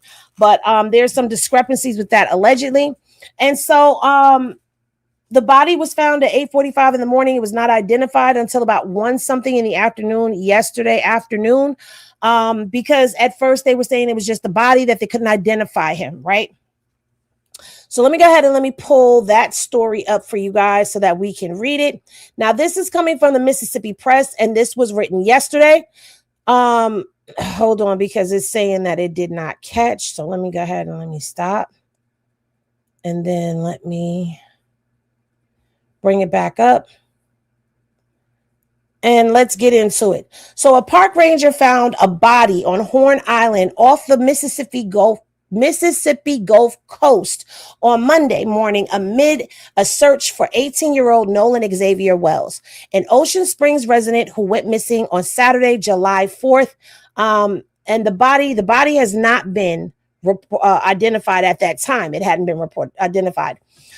Wells, who was around 6'1" tall and weighed 180 pounds, was last seen around 3 p.m. Saturday on Horn Island, a barrier island 10 miles south of the Piscataway, I guess. I don't know. Forgive me if I slaughtered that, Mississippi. He went out on the island with a group of friends on the holiday. The New York Post reported on Monday morning that Jackson County Sheriff John Ledbetter said the body was found in the water offshore off the west end of Horn Island at 8:45 a.m.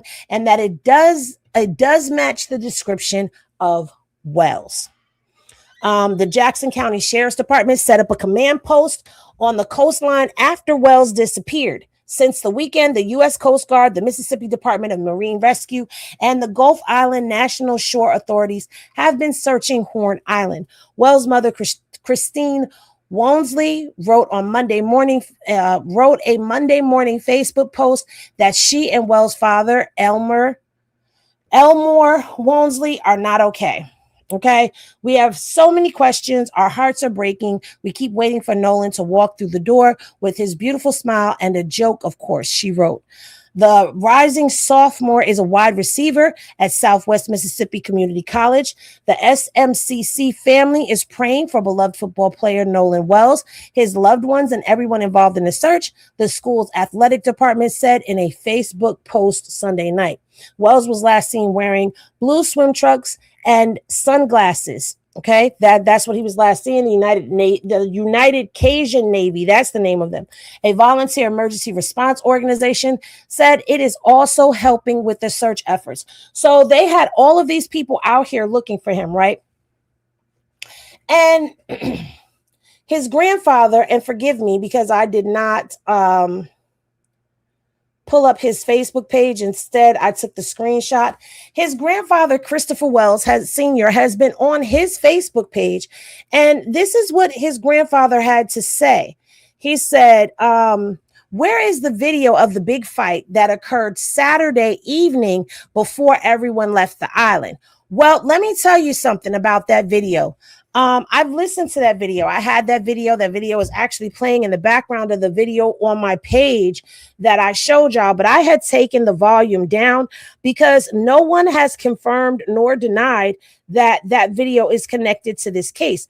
Now, I don't know if that is connected, but what I will tell you is when I put my headphones and I listened, it sounded like the guy was saying something to the effects of, you're not going to get on the boat with me. You're not going to get on a fucking boat with me. Fuck you, dude. That's what I thought I heard. But I don't know. Other people are saying they've heard other things. But that's what I think I hear because you can't really get the audio too clear. I'm trying to get the video. There's so much content in my phone. It's ridiculous. It's ridiculous. Hold on, because I had it yesterday. Unless I deleted it by accident. Because I am good for that. Okay, so let me just go here and do this. Because I was working on the video. Yeah, this is the video I was working on. I'll just export the video and send it here so you guys can hear it. But the grandfather is asking where the video is of the fight that occurred Saturday evening before everyone left the island. He also goes on to say, too many questions, too many unanswered questions. How can an island that was searched yesterday produce my grandson's body this morning? There's nothing right about this. Nolan Xavier Wells deserves the same things that people he knew and associated with will enjoy in life. Then the last thing that he had posted, the last time I checked, he said, will y'all please let the rhetoric go? Threats will not solve anything as far as what happened to Nolan. Be smart, please. So, like I said, I try to, when I approach cases like this, I try to, please close my door. I try to approach them with kid gloves because this is a family that's grieving. So while for many, this is a trending topic, it's another case to jump on. I try to be respectful to the family by watching what I spin and doing my due diligence. Now let's hear. I'm going to take y'all to the video because I did do. Can you please close my door or put him out? Sorry, y'all. If you know, you know.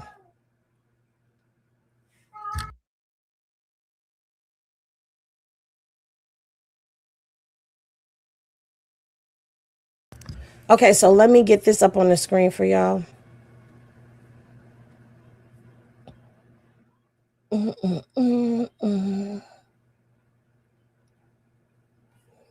All right.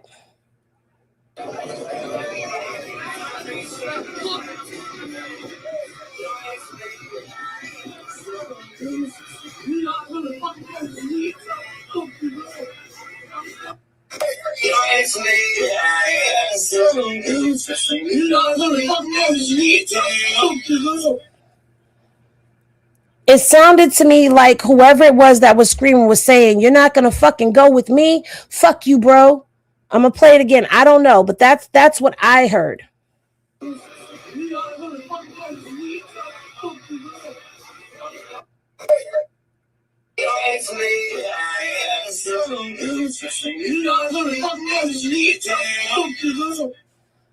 If you put headphones in your ears, like I have reduced the noise down in the background. So if you have headphones in, put your headphones in and listen really closely to what's being said and tell me what you hear.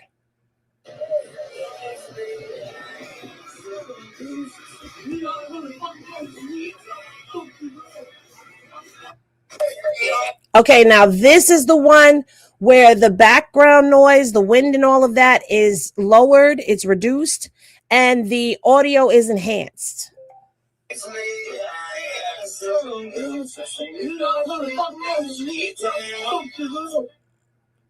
I should have been put this up. Okay, let's listen to it again.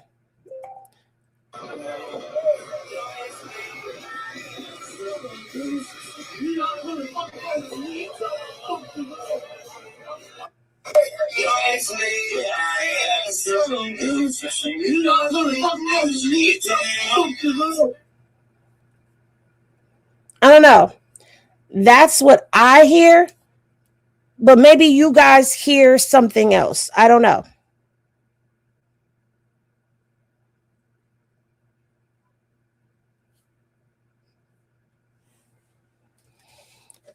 So as we begin to put the pieces of this puzzle together,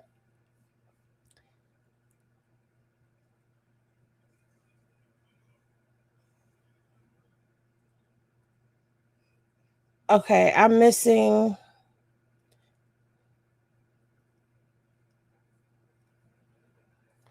It's definitely starting to become a pattern. Okay, it's becoming a pattern and I don't like it. Okay, I don't like this pattern that's going on. But before we get into any of that, I hear you not gonna fucking go with me. Fuck you, bro. That's what I heard. But again, I could be wrong. You know what I'm saying? Like, I'm never gonna sit here and say that I have it all together. But that's what I hear. Now, I hear that other people hear other things, and who am I to tell them what they heard, right? I can't tell them what they heard, but I could just tell you what I heard. All right. So I wanted to play a news broadcast for you all. And I want you guys to remember when I said that they said they found him at 8:45. We'll get into what the internet is saying in a minute. I don't want to skip over and twist things up for everybody. Let's stick with what we're talking about because I shouldn't even play the video yet. because we're talking about what they're reporting versus what we're seeing online. Okay, because that's what I want to do for this video. So let's get over here. Let me take this video down and let me bring y'all over here, because this right here, I'm gonna tell y'all this. The park rangers found him, right? That's what they're saying. The park rangers found him. We still don't know the cause of death. We still don't know the condition of the body. I'm hearing different things that are being said, but let's listen to what this news station had to say. Now, this is the news station that is a local news station. It's been verified by people who are Henny Gang that are down there in Mississippi. They said that is their local news. So I have been following the local news station, and I've been keeping up with what's going on through them as being the media that's covering this, right?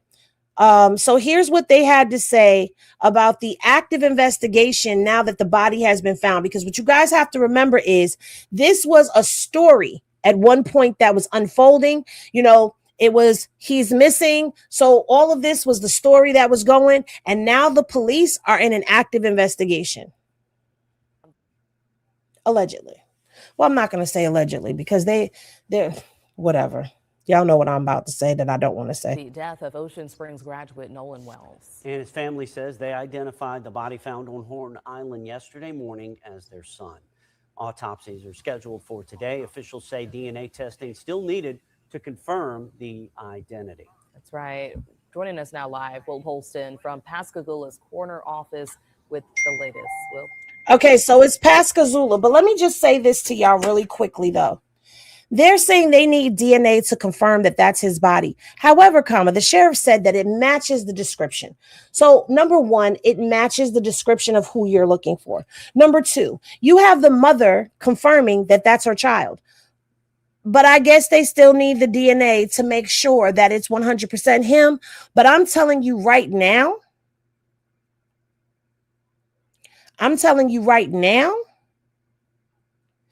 when they reported they found a body, I reported that they found a body. I waited to hear from the mother. A mother knows their child, okay?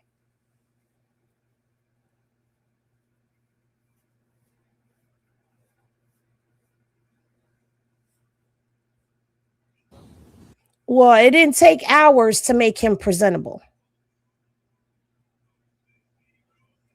I'm just saying, because I also know that the coroner left as well. So it was more than just making him presentable. 8:45, she confirms at 1 something. That's hours. Hey, good morning, Bill, Brandy, and everybody waking up with us this morning. That's right. Nolan Wells, the body found during the search for Nolan Wells just off the northwestern tip of Horn Island in the water yesterday around 8:45 a.m. And while we've gotten the family to take to social media and talk about it, Sheriff Ledbetter of Jackson County has also mentioned that the body fit the description, and the coroner, Bruce Lynn, saying that he doesn't have any reason to believe it's not him, just doesn't have the DNA 100% proof as of right now. Now, the big thing is the ambiguity behind all of it. Now, we know that he was last seen around 3 p.m. on the 4th of July. We know he went out with some friends. A daffodil might look plain next to a lily, Hold on, y'all. but on its own, there is much to be to Horn Island to celebrate Independence Day. And we know that his mom called in to the sheriff's department around midnight that night. But there's still a lot of questions that are out there. And we spoke with the United Cajun Navy as well about some of those questions that are still looming. And that's the question everybody's asking, truly what happened. We're not law enforcement. We are a volunteer group that specializes in search and rescue, search and recovery. We leave the investigating to the law enforcement officers. And I think that's the question everybody has, truly what happened. All we know is the end result. We're going to leave that investigation to law enforcement, and I hope they come up with a solution or come up with a storyline on exactly what happened at Nolan. Okay, first of all, I don't want a solution or a storyline. I want the truth. And I think the family wants the truth and transparency as well. So I didn't like the wording there, but that is from official authorities as to what they are saying at this particular moment. Hold on, because I do have something.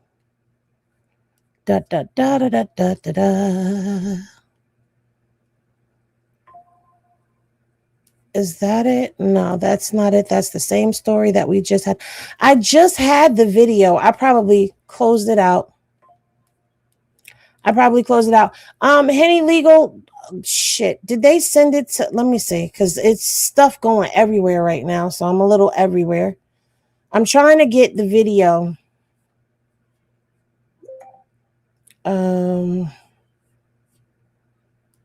Okay, you know what? I'm not even going to bother. So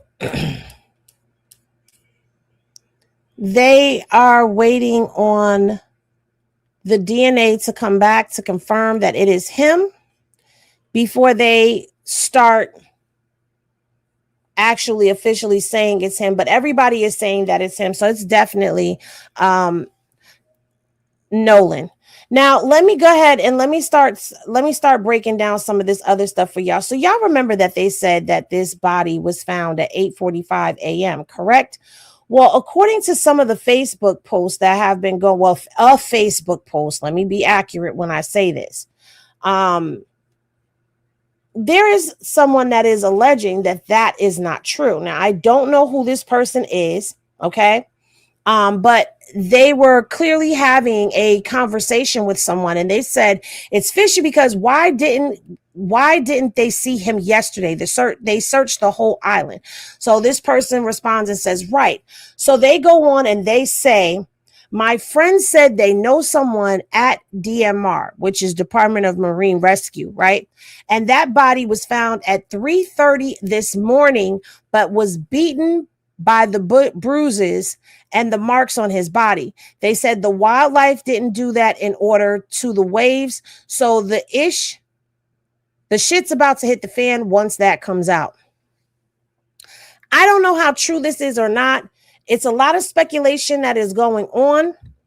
Okay, just like there was this post that I posted and said, you know, because I'm paying attention to everything that's being said, whether it's been verified, whether it hasn't been verified. I'm paying attention to everything.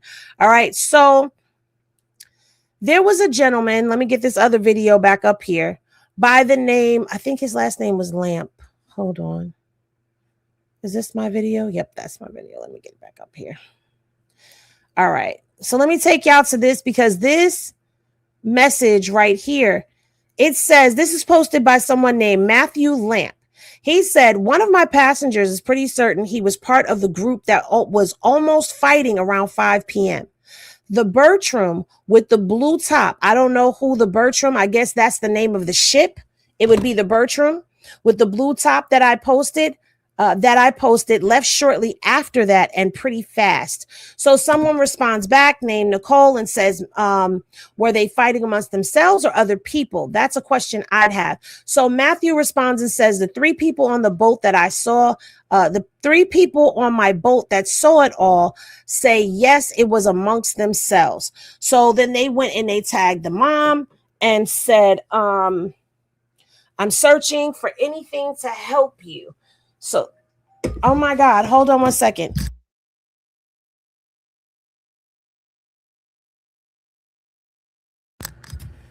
Child, teenagers, okay? Teenagers. That's all I gotta say. It's teenagers. Now, the thing about this post, though,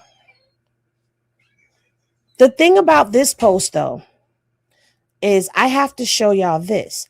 Now, that caused a lot of commotion online, and then came the boat video, right? So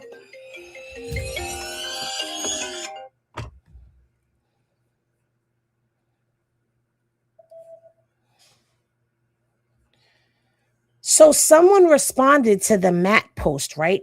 And this is what this person had to say. Now, this was posted in Horn Island, Ship Island, Sand Island. I think this is like some type of group or whatever.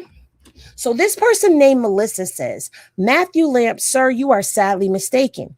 We are the group you yelled at as you pulled up thinking we were going to hit you, and we weren't. And we were paying attention. Totally different kid was with us. I was with the Bertram boat, and we had no affiliation with him. We hate to hear this happen, but don't smear people if you do not actually see something happen. This causes more issues for the people in charge trying to find this baby.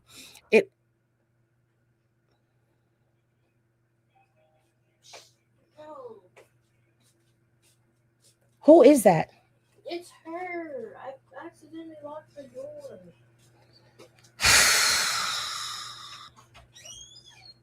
Can I get a do-over, you guys?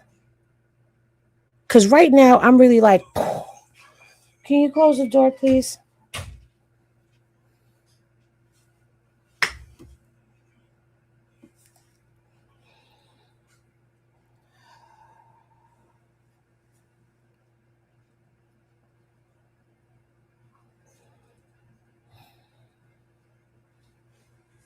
Let's start over. So Matthew Lamp put that post out there saying that the Bertram was the boat that they were on, and they were fighting and they were arguing. And this person, Melissa Thomas, came back, and Melissa says that's not true. I was on the Bertram. We had nothing to do with anything that was going on. Don't put that information out there. So I read to y'all what she already said, but I'm going to read it again just so that I can kind of like clip this part out. All right, so I'm going to read it again. So Melissa says to Matthew Lamp, sir, you are sadly mistaken. We are the group you yelled at as you pulled up thinking we were going to hit you, and we weren't. And we were paying attention. Totally different kid was with us. I was with the Bertram boat, and we had no affiliation with him. We hate to hear this has happened, but do not smear people if you do not actually see something happen. This causes more issues for the people in charge trying to find this baby, and it creates stories that are false. We didn't speak to the boys, and at that moment, he didn't have an entire vodka bottle in his hand. Pause. Wait a minute. We did speak to the boys. What boys? We did speak to the boys. And at that moment, he did have an entire vodka bottle in his hand. You need to revamp your statement and not put blame towards anyone. We don't even know what happened, but I will tell you, you are mistaken. Give the cops my name. I will let them know who we really had on our boat. Okay? So Rhonda Berg, get out. Rhonda Berg responds to him and says, Matthew Lamp, this is probably the point where the other guys were trying to get him to get on the boat, and he wouldn't. The boat was messing up. The boat was messing up. The driver was aggravated, and his friend didn't want to leave. I have been in TGOA situations many times. I don't know what TGOA is. I don't know what that is. If anybody knows what they're talking about, let me know what that abbreviation is. Alcohol makes tempers and attitudes rise. Just my thoughts. So I'm not sure. I'm not going to create a narrative. I don't know what she's talking about, because if you listen to what Melissa said in the beginning of this, she says, I was with the Bertram boat and we had no affiliation with him. So they had no affiliation with him. Then she goes on to say, we did speak to the boys, and at the moment, he did have an entire vodka bottle in his hand. So is she talking about one of the other boys? I believe so. I believe she's talking about one of the three boys in the photo with Nolan. So this already kind of debunked what he said, but once stuff goes out, it's already kind of too late to try to retract the information. Okay. There also was a photo that was posted by someone on their Facebook, and they say, taken at 4:01 p.m. North Side, West Tip. We were parked right next to the boat. Nolan was allegedly, and unfortunately, I didn't see the rest of it. But they're saying that this is where they were. They saw the boys, but they did not see Nolan anywhere with them at that particular point in time, right? Let me see.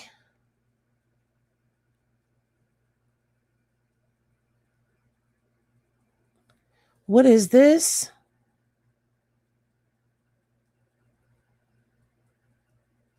Okay, so this is what people are saying that they heard under the video. So this Ocean Angel Prophet says that they heard, "Do not come on the fucking boat. If you do, I will fuck you up," is what I'm hearing being screamed.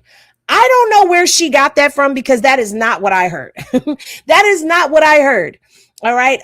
So someone underneath her said, "I thought that I heard you want to fucking throw shade. Shit, I'ma fuck you up." But now I'm questioning that since reading your comment.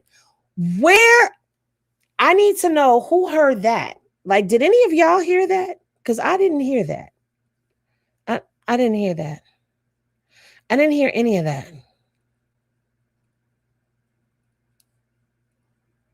My flabbers are gasted right now because what?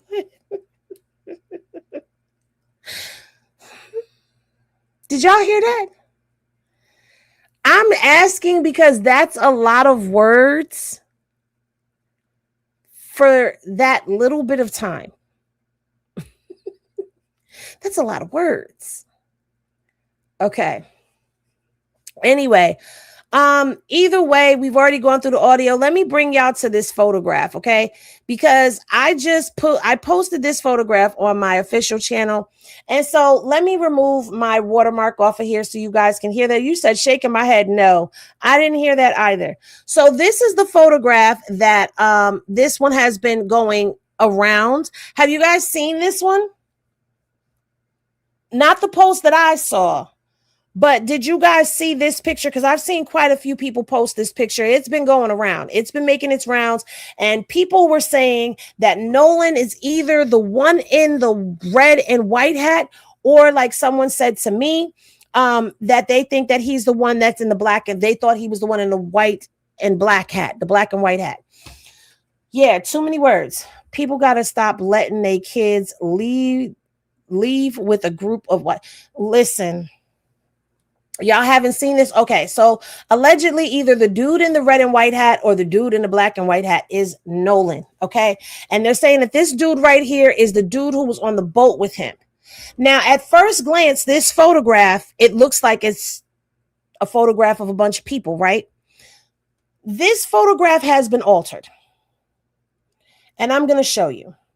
Let's start with where everyone was looking. First of all, and I did this in a video already.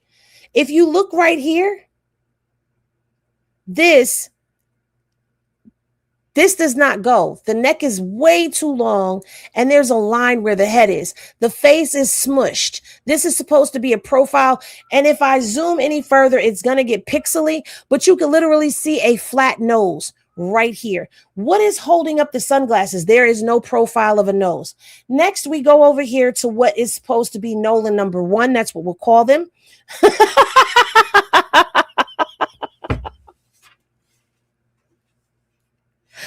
Uniquely, you got to stop this. When you get over here to this one, if you look at the light casted right here, this doesn't even go. But if you look at the face swirls in. And these sunglasses do not sit on his face. Okay, that's number 1. Then you get over here to this face. This does not look like a real face either. And they have on what appears to be sunglasses. This person right here, when you look at the profile, that's not a profile. Look at the hand.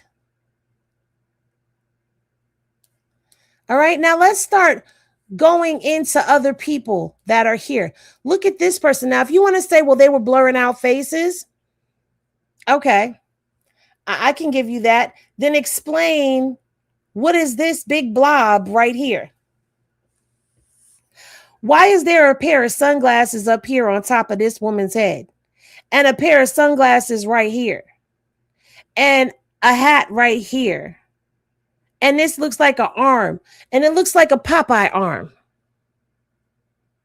And let's go over here. What's going on? What is this? What is all of this? Okay. Now let's go here. Why is this face photoshopped on? But you know what else? The bodies are not casting shadows into the water. Not all of them. Now, see, this body is really here in this water. This body is really here. This body's not there. There's no cast in the water. And look at the face. There's no cast in the water.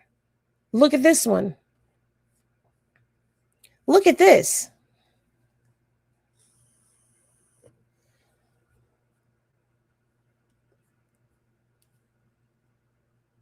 Check out this one in the back. But this one right here, look at the arm.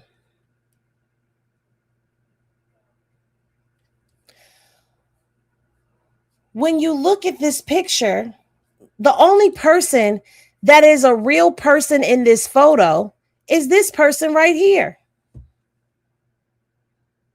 And I question that. But at first glance, when you're first looking at this photograph, it just looks like there's a bunch of people in the water. You don't even really see all that is going on. And then the question becomes, okay, if a person was trying to blur out faces, then why were only some of the faces completely dismembered, so to speak, or disfigured? The bottom part of the arm looks like a chicken leg. Yep, luckily he came across the family. Aliens, not aliens. He got crabs. Yes, the picture is fake. Yes, horribly photoshopped. Horribly photoshopped. Absolutely. Absolutely. So, you know, you guys, I brought this up to say this, okay? A lot of people don't like when I cover stuff.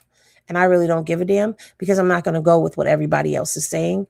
And I'm not going to just run something for the hell of it. Now, let's go here to these young men. All right. Let me speak a little bit about these young men.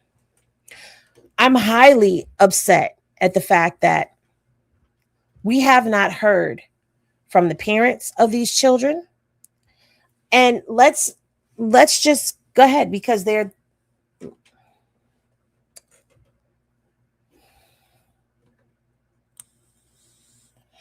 it's just me and y'all. They not sticking around. They don't like me anymore. I don't care. I don't care.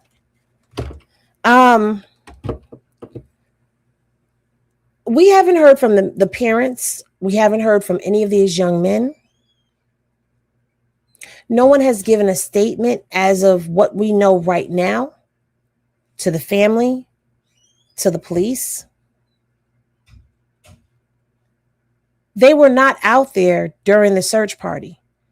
Henny Legal, can you please find me that video of the guy from the Cajun Navy that was talking with the hat on? If you're in here, if somebody's in here from Henny Legal, can you send it in a text message, a link in the text message so I can pull it up?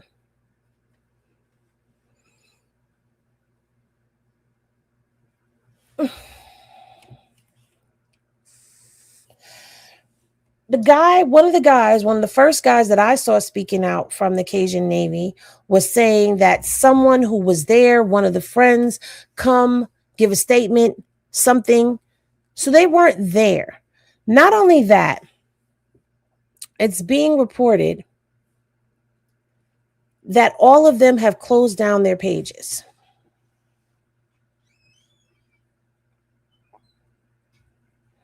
Now, I know that there's a report that's going out that's saying that this Eric dude, I believe it's the Eric dude, posted something. But what I find very suspicious about all of these pages is these are teenagers. And you're telling me that this person only posted 6 times, this person posted 9 times, this person posted no times, but they have 1,158 followers. This one has 2,000 followers. Warren does. Eli has 560. That's who they said was posting, that it was Eli that allegedly posted something saying that it was Nolan, but the blue shorts are not the same blue shorts that are in the photograph of him with them on the boat. See, I pay attention to the details and things of that nature.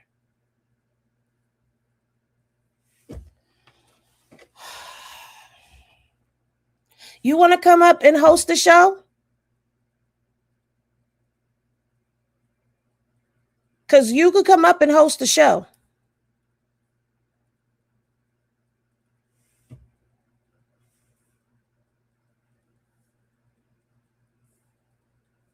At this point in time, it's a lot of stuff that is basically conspiracy theories that are going out. There's a lot of people that are saying a whole lot of.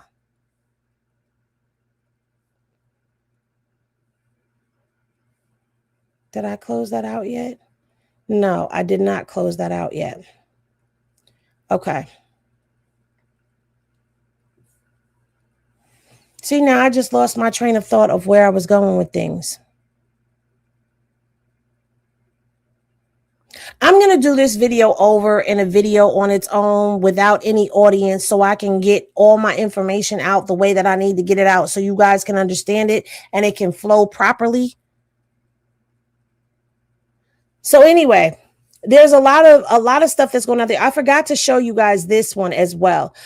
This is another photo from somebody who was over there on the island, and they're saying that they were parked by the boat at 7:30. They said we were parked right next to them, and he was nowhere in sight. So this is a photograph that was taken, and clearly this is the boat that he was on. These are the guys that he was with, and there is no Nolan in sight at 7:00 at night, which honestly would make sense that he wouldn't be with them because according to them, he was going at 3 p.m. But it's highly suspicious because 4 hours later, you guys are still on the water and you're telling me that Nolan just went over to that island and left his phone for 4 hours on the boat. Let's just stay right there for a second. You mean to tell me that as a teenager, he left his phone and was away from his phone for 4 hours? If this is them, and if this was taken at 7 p.m., and the only reason why I'm saying if is because I didn't see any metadata. I didn't see any metadata timestamp to back this up. No, none of that. But this person is saying that they were right next to them at 7:01 p.m. and he was not there. No teenager is going that long without their damn phone. No teenager is going that long without their phone.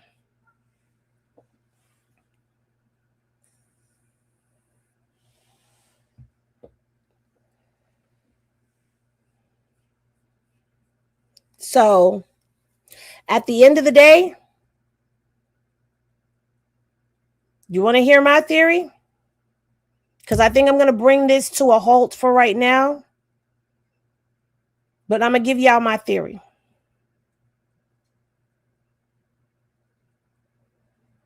Nolan was left without his phone, so he could not call for help. That's what I feel. I'm sorry, not sorry. I do feel like these boys either know what happened to him, had something to do with what happened to him, or the cause of what happened to him, but their hands aren't clean in my eyes. That's my opinion. That's my opinion.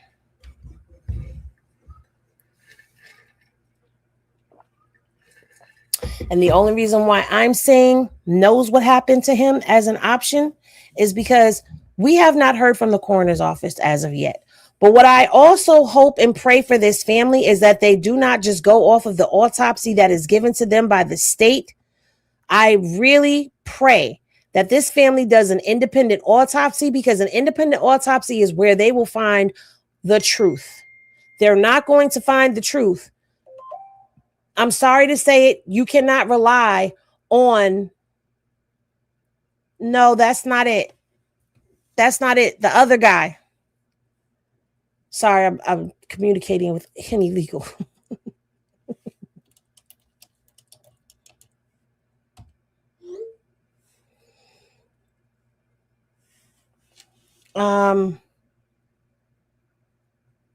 You're right on the money. They need to do their own autopsy. Yep, all of the above. They know what happened, and I ain't no telling who all jumped on him. We don't know if he was jumped on or not. We don't know anything. Let me be clear. We know nothing. The family has not said anything at all. Authorities have not come out and said anything at all. We don't know anything. We're all assuming and spinning.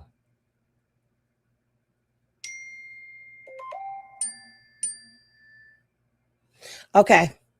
All right. Thank you. I will play this one. Okay. So I'm going to play this video clip for y'all in a minute. God dang. Oh, I need to show y'all this too.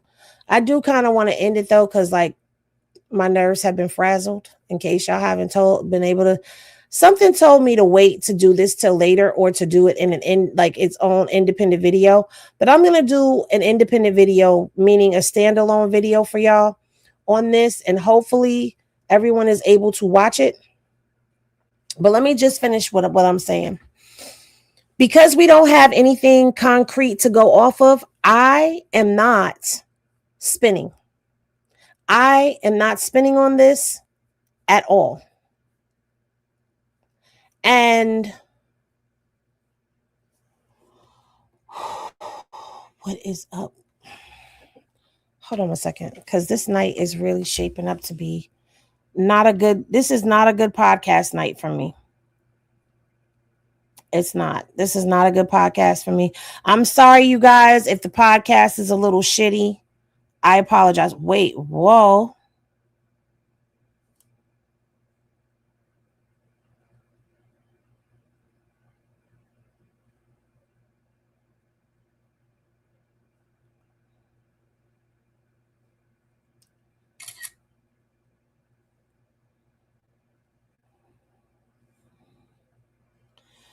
Whoa.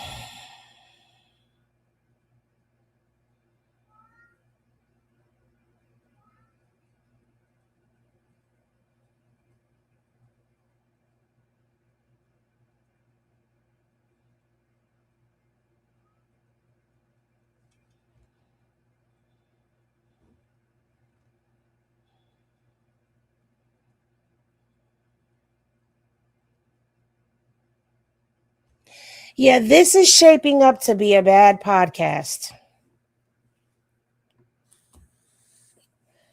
I'm sorry, y'all.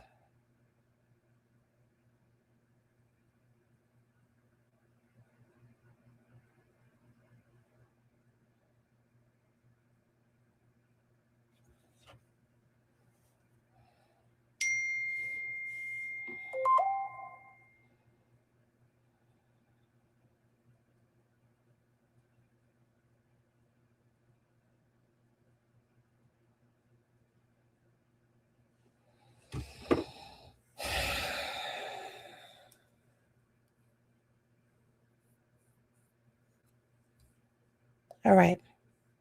Let me go ahead and let me do this for y'all. And then I'm going to take this whole video down and do it over. Or maybe I'll just cut this part off and just leave it at the academics part.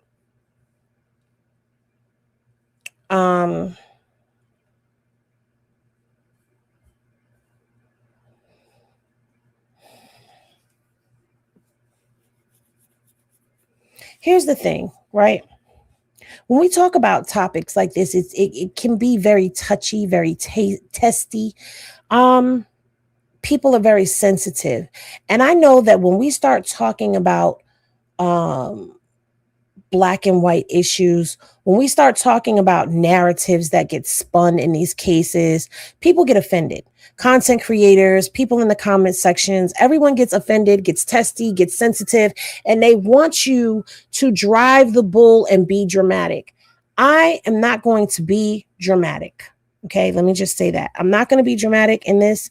I'm not going to run with spins. I will report on what's being talked about because it's what's being said. Okay, but like that photo where I zoomed in and showed everybody that it was photoshopped, I did that because at the end of the day, that's what happens in these cases. And I need people to understand that. I need people to understand that there are people out here who are whores for content. Okay. And that's not saying it in a bad way.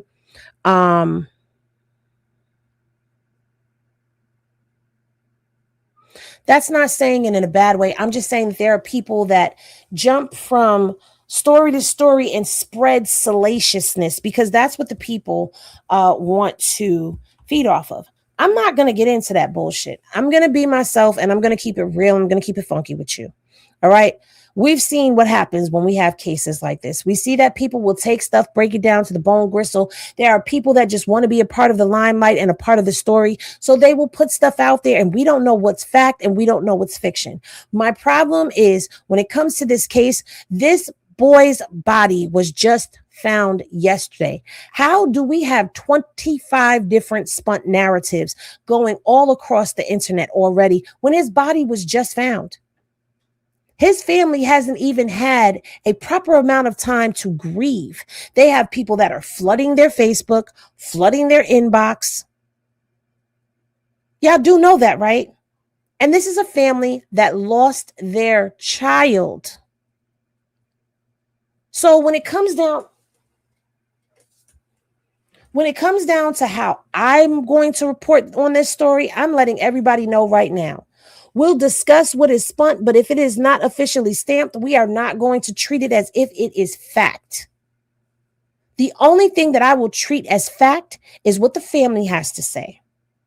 I will give a little bit to maybe some of the stuff that comes out, but everything is alleged over here until we have verified concrete proof. I'm not spinning shit.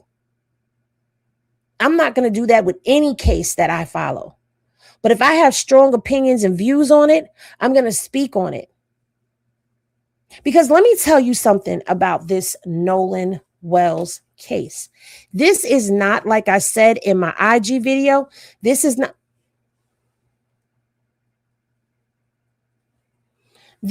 the first time that we have heard of a story of parents sending their child away, no matter how old they are, with their quote unquote friends. And they don't make it home. Kenneka Jenkins' mom allowed her daughter to go out. And let me back up before I go into this. Everyone is comparing this to the grown-ass woman who went to that sleepover party. I can't even remember her name right now. Y'all tell me the name down in the chat. But y'all know the story I'm talking about. She was a black woman, went to an adult sleepover party with her friends, and they were all white. And in the morning, she was found on the lawn in the backyard, dead. They tried to say she did it to herself. So people are comparing Nolan to that case. No, Nolan is like Kenneka Jenkins. Even though Kenneka Jenkins didn't go out with white friends, Kenneka Jenkins went out with her friends and was found dead in a freezer in a hotel.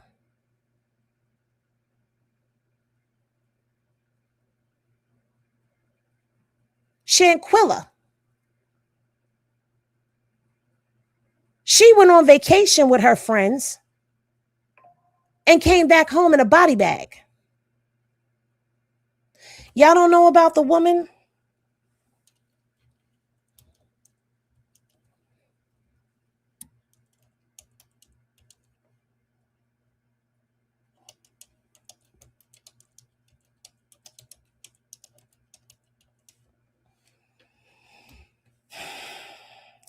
Tamala Horsford, I believe is her name.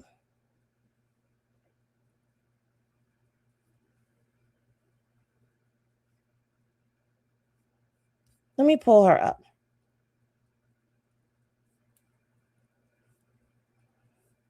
Let me pull up this Rolling Stones article and let me see if this is from September 29, 2021. Remember her, Tamala Horsford? Okay.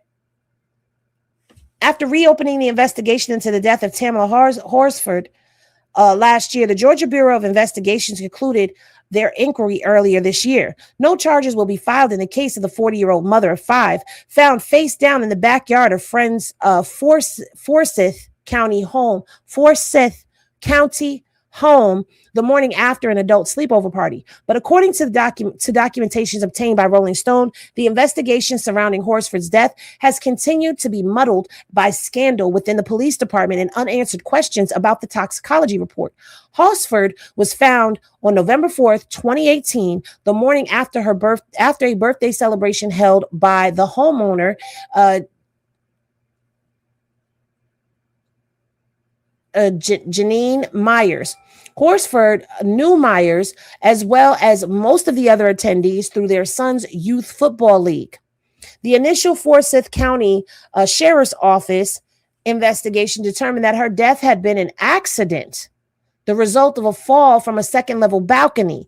It wasn't until summer of 2020 that the Black Lives Matter movement sparked a national conversation about the case, as celebrities like T.I., Kim Kardashian, and 50 Cent shared photos and information about Horsford on social media.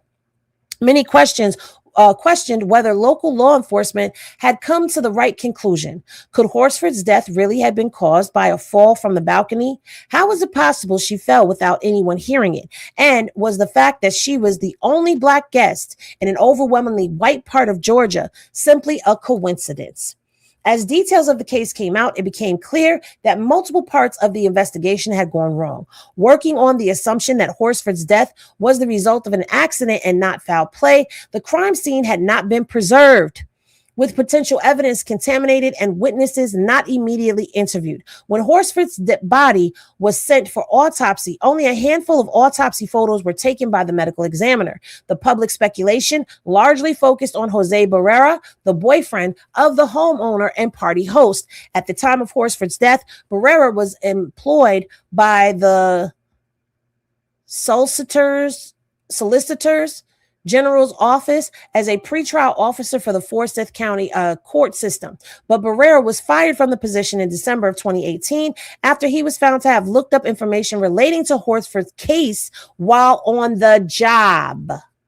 The Forsyth County was rife with racial tension. In 1912, every one of the town's more than 1,000 Black residents were driven out, and Forsyth County has remained primarily white to this day. The sheriff at the time of Horsford's death, Ron Friedman, has himself faced allegations of racism and nepotism. Nepotism? Did I say that right? It wasn't until a change.org petition gained more than 600,000 signatures that Freeman asked the GBI to reopen the case in July of 2020. Family and friends of Horsford, as well as Black Lives Matter advocates, hope that GBI's investigation provided answers to many questions left by the original inquiry. In May of 2021, Forsyth County District Attorney Penny Penn announced that the GBI had concluded their inquiry and that there would not be charges filed in Horsford's death. The GBI largely sided with the Forsyth County investigator, concluding that Horsford's death was caused by an accidental fall from the balcony. But that's not to say there weren't any new revelations from the GBI report. Now, documents obtained by Rolling Stone reveal the full results of the GBI investigation, specifically more about the 2 individuals who left their position in local law enforcement in the wake of Horsford's death. Party attendee Jose Barrera and responding officer Michael Christina. Authorities had already disclosed that Barrera had been let go for searches related to Horsford's case, but Barrera was also the center of another important debate, whether or not Horsford's left arm had been moved. When found and photographed, Horsford's right arm was next to her body, while her left arm was extended and bent at the elbow. However, statements from Barrera and the homeowner, Janine Myers, recall Horsford being found with both arms at her side. Did someone move her left arm, perhaps to check for vitals? According to a supplemental report from Forsyth County, Barrera admitted to it in a call with Lieutenant Andy Kalin. The supplemental report essentially advised that Barrera telephonically contacted investigator Colin on November 7, 2018, and advised that he checked Horsford's left arm for pulse. Reads the GBI report. It continues, so Barrera did in fact move Horsford's left arm per investigator Callan. However, in an interview with GBI Special Agent Derek Glasso, Barrera denied moving Horsford's, I hate her last name, God rest the dead, I'm sorry, Horsford's arm. When the GBI confronted Barrera with Colin's report, he called it bullshit. Barrera denied ever telling Colin he moved Horsford's arm and insisted he hadn't moved the arm. There is no way I checked for a pulse, he told Glasgow. The GBI report also revealed information about the relationship between Callan and Barrera, who worked together at the courthouse prior to Horsford's death. According to the statement Callan gave the GBI, Assistant District Attorney James Dunn had previously given him Barrera's cell phone number within the context of helping Barrera find a job with the FCSO. Dunn told Callan that Barrera had recently been fired from his job with the state probation office, along with another female, for lying, apparently about a relationship between the two. Dunn said while Barrera shouldn't have lied, he was a good guy with a good reputation around the courthouse. The GBI report also revealed new details of concerns relating to the lead investigator from Forsyth County, Mike Christian. Christian. In October 2020, Christian resigned from the FCSO amid an internal affairs investigation into allegations that Christian sent multiple women with whom he was having extramarital affairs confidential information about his cases. In a statement in January of 2021, Christian defended himself, saying that the women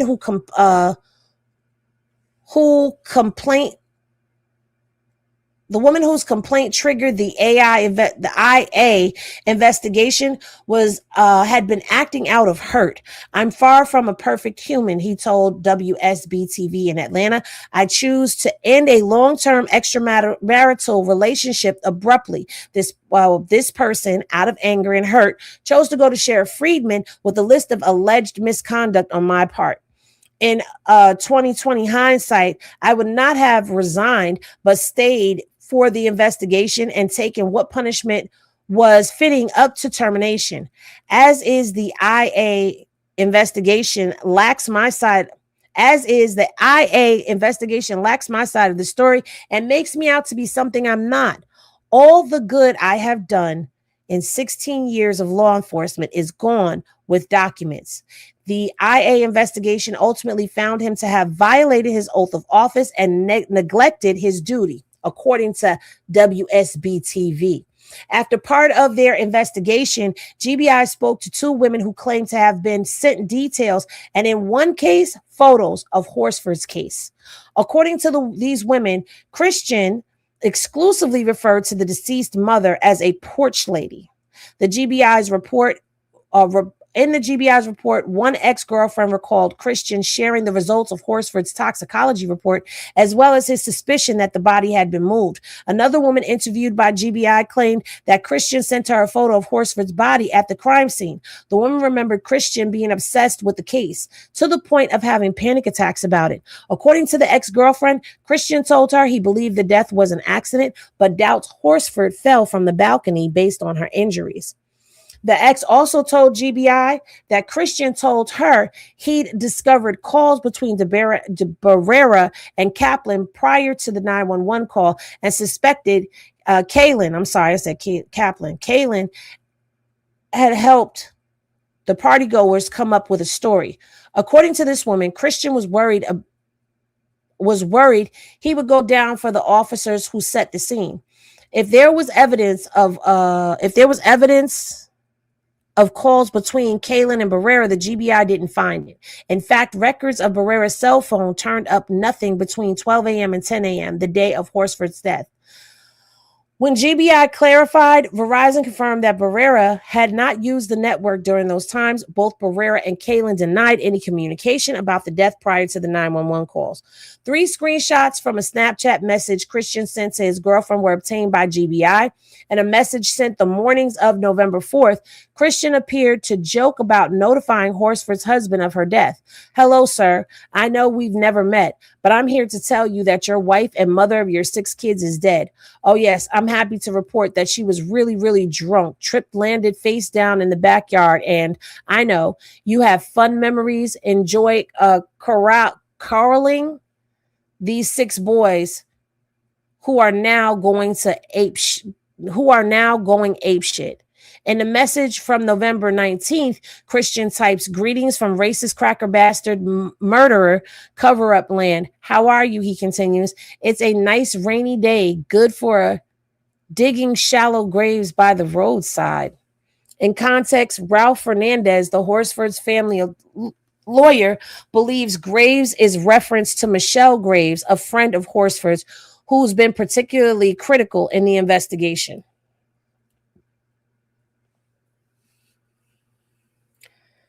Listen.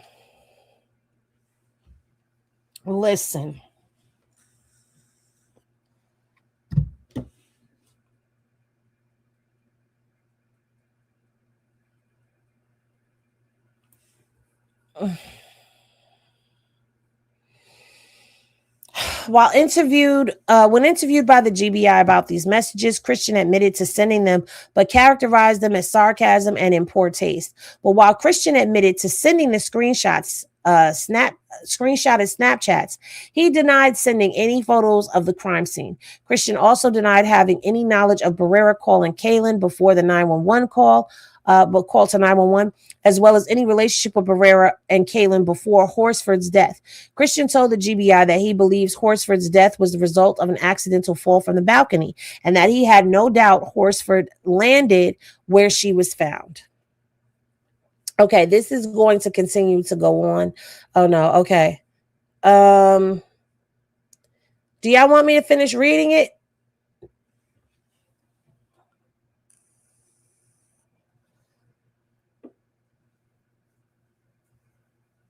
Let me just go ahead and finish reading it since we've come this far. The GBI investigation appears to have left those loose ends. In an interview with investigators, Horsford's husband's best friend, Steve Reynolds, articulated concerns that the death may have been sexually motivated. Reynolds claimed that 2 of the couples present the night of Horsford's Horsford died, were swingers. He told the GBI that his first thought was that Horsford died after someone tried to initiate something with her sexually. This doesn't appear to come up anywhere else in the investigation, including in interviews with the 2 couples he implicated. Another question the GBI left unanswered was the origin of the Xanax found in Horsford's system. Horsford's toxicology report had been the subject of much focus since the results seemed to confirm that she fell accidentally while intoxicated. Her high BAC .238, almost 3 times the legal driving limit, seemed easily explained by a bottle of tequila Horsford had brought with her to the party. She also tested positive for THC and was found with a bag of marijuana in her purse. How fucking convenient was that? Witnesses confirmed seeing Horsford take shots and smoke marijuana the night of the party, but Horsford also tested positive for alprazolam,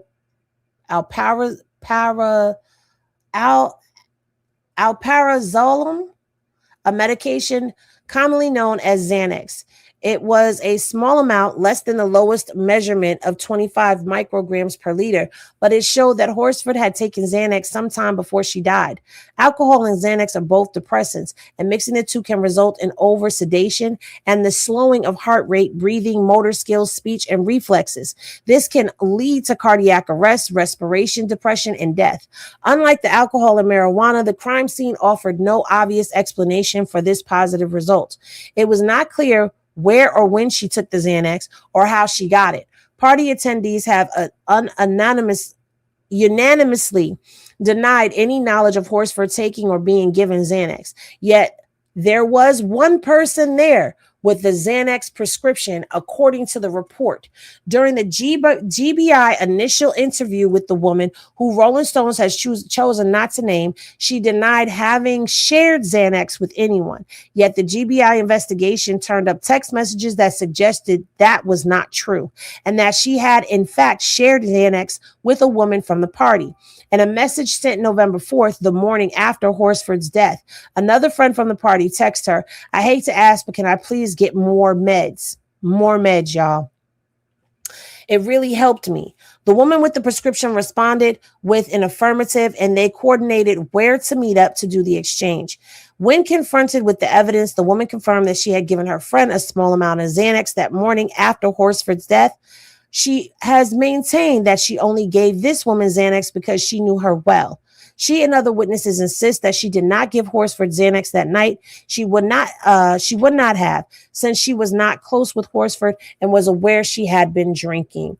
The GBI report does not appear to reach a conclusion on this or many other points of Horsford's case. Instead, the GBI focused more on their investigation on Linder Horsford, Tamala's husband, and the mother of her children. Leander Horsford, Tamala's husband, and the mother of her children. I think they meant the father of her children, because that kind of, yeah. Search warrants for Leander's phone and social media records didn't turn up any relevant evidence. Why would it? He had nothing to do with this.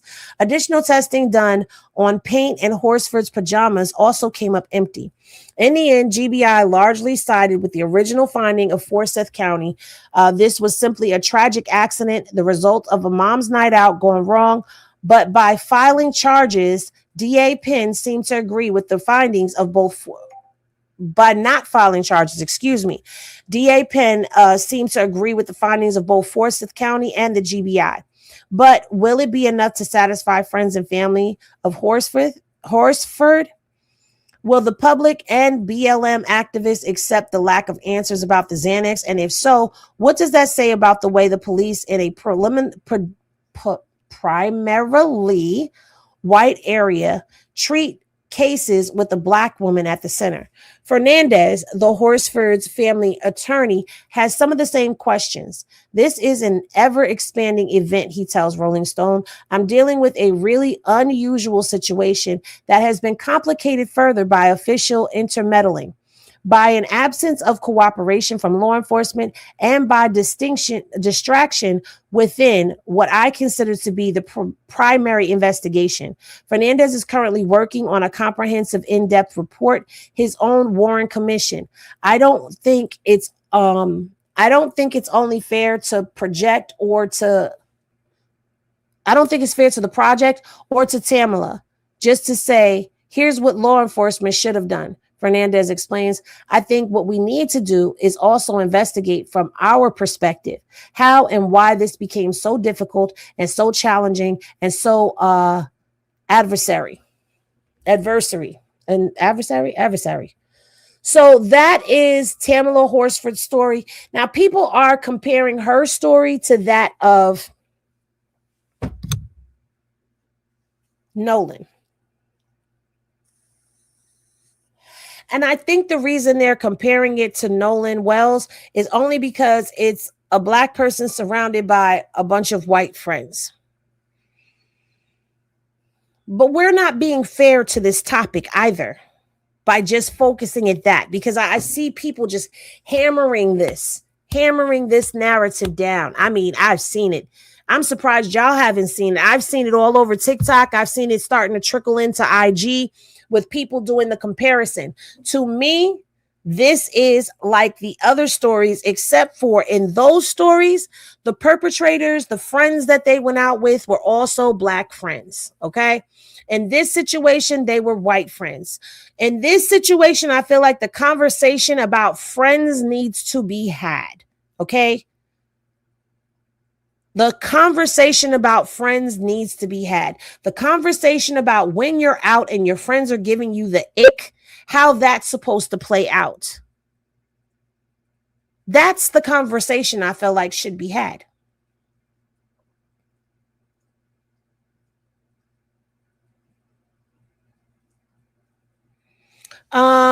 Be for real. What was the first thing you saw about what? About Horsford, about Tamala's story? You didn't know about that story? Not everyone is your friend, period. And I get it because I've been looking and I've seen photos where it seems like these people have known each other. Like Nolan has known these guys for a long time. It's from what I've gathered, because you see multiple pictures of him with the same group of people that are allegedly his friend. Now I want to show you something. I want to show y'all something. Let me screenshot that really quickly because I got to send that off. All right. Let me see. I know I've got it in here. Right here. Let me send this to myself. Hold, please. I can't believe I've been on here for 2.5 hours. The rush hour is not even supposed to be this long. The rush hour is supposed to be an hour long. I put too many topics on here. Just so y'all know, the rush hour is an hour long. From 5 to 6, an hour long. But whatever. All right, so let's take a look at this video right here. And I'm quite sure y'all have seen this video. And if you haven't, hold on to your britches.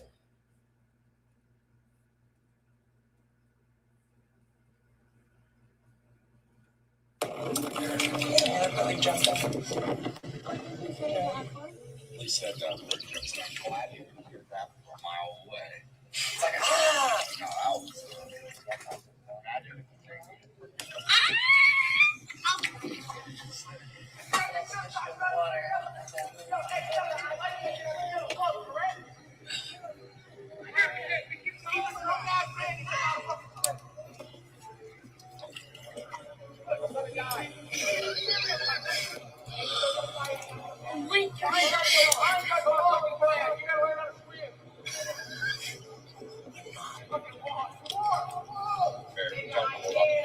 You can swim down, baby, you fucking retard. How am I gonna get you back home? You don't think I'm like this? Don't be worried. Hey, your mom on me. My dad's the person who'll be worried about you. I think that's why. Your dad's the person we know. We can tell. I'm looking at you. Bro, we get you. Oh, you still got a fucking life jacket on, Marquise. I'll just wait. Oh, you have a life jacket. Oh, I'm black. And then I'm gonna say. Oh, yes, it does. Bro, I'll just find a way.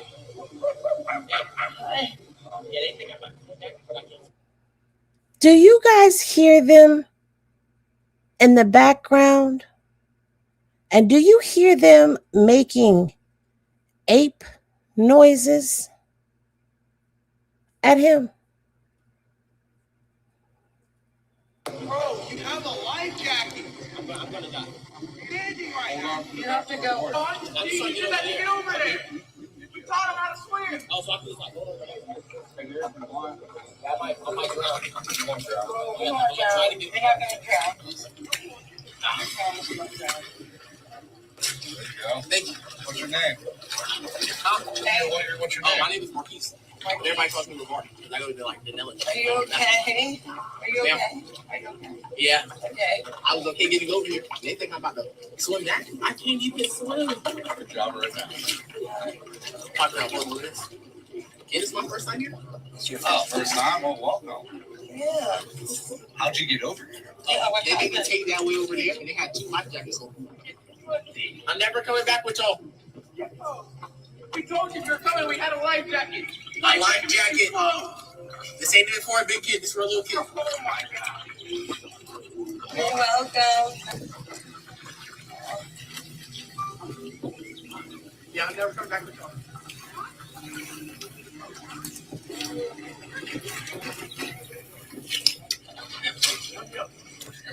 got to say.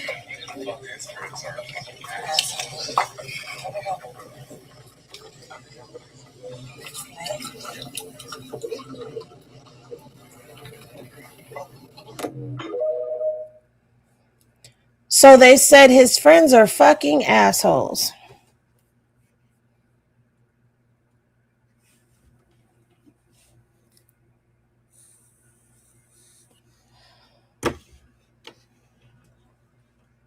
But you know what?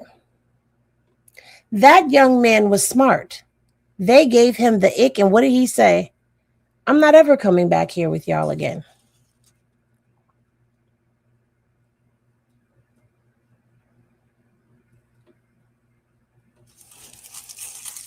If he would have drowned, it would have been an accident. It would have been an accident.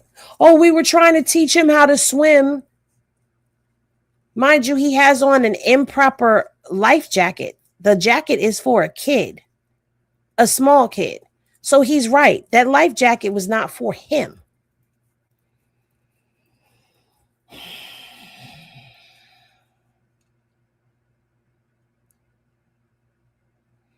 Right. I'm glad those people were close and they were nice enough to help him, because they could have just went on and minded their business. But they went over there and they got him and they brought him to the other side. Anyway, but there is a glimmer of hope and a glimmer of light at the end of this tunnel. And I know we were supposed to talk about Dr. Candice Matthews tonight, but that's just not going to happen. I'm just being so honest right now because I'm so disappointed in everything that went on tonight. I really am. So, Ben Crump, the family of Nolan Xavier Wells, has retained attorney Ben Crump. So, Ben Crump has put out a statement and he is on the job.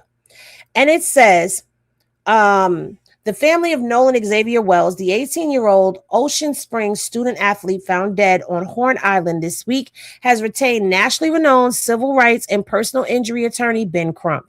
The family is calling for a thorough and transparent investigation into how Nolan died. Nolan traveled by boat to Horn Island with a group of friends on Saturday, July 4th, to celebrate the holiday. He was last seen on the island around 3 p.m. and did not return with the group, according to the Jackson County Sheriff's Department.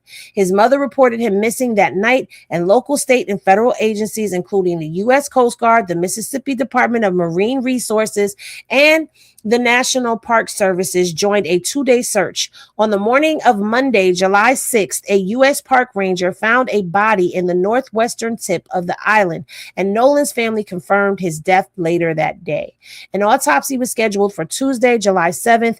Jackson County Sheriff John Ledbetter has said the investigation remains active and the cause of Nolan's death has not been determined.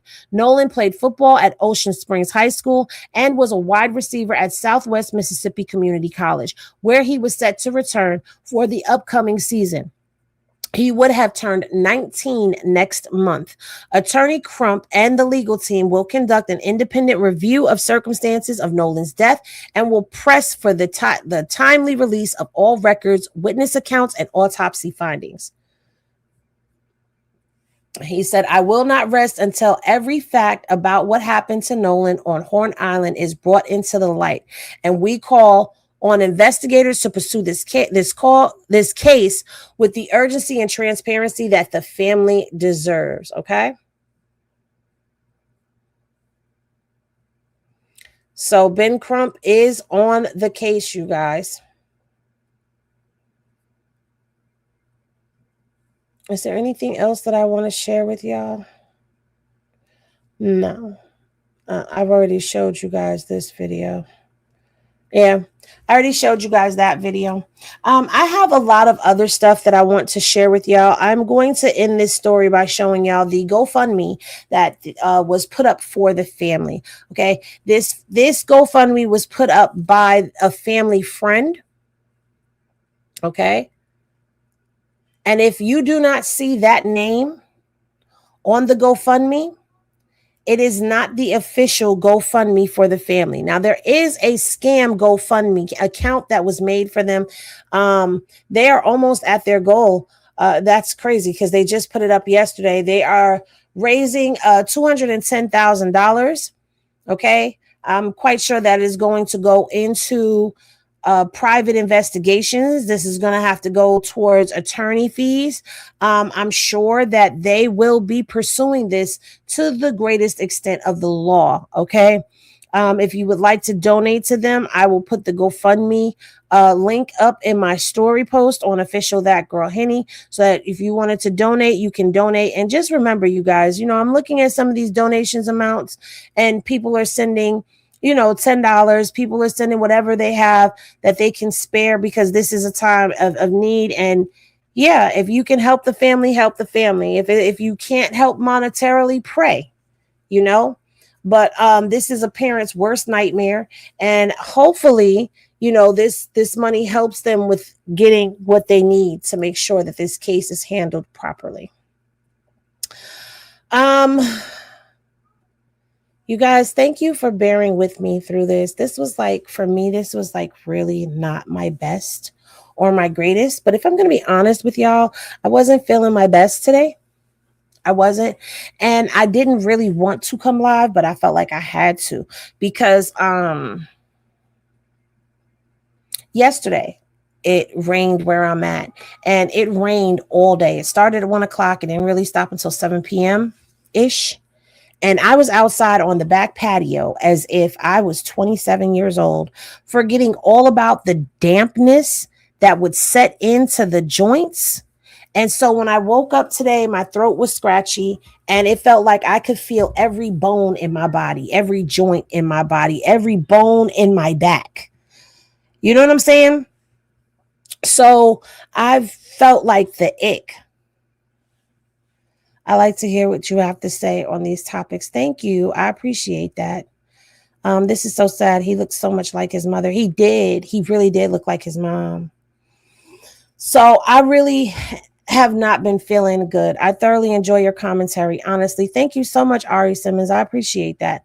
But this was a rough one. As y'all heard, there was things going on in the background. I was a little everywhere. I do have a thing about people trying to guide the live. Let me tell the story, because I have things set up the way that I have them set up in my mind. So that's why I was like, do you want to come up here and do the live? Because I'll drop the link and you can come up here and do the live.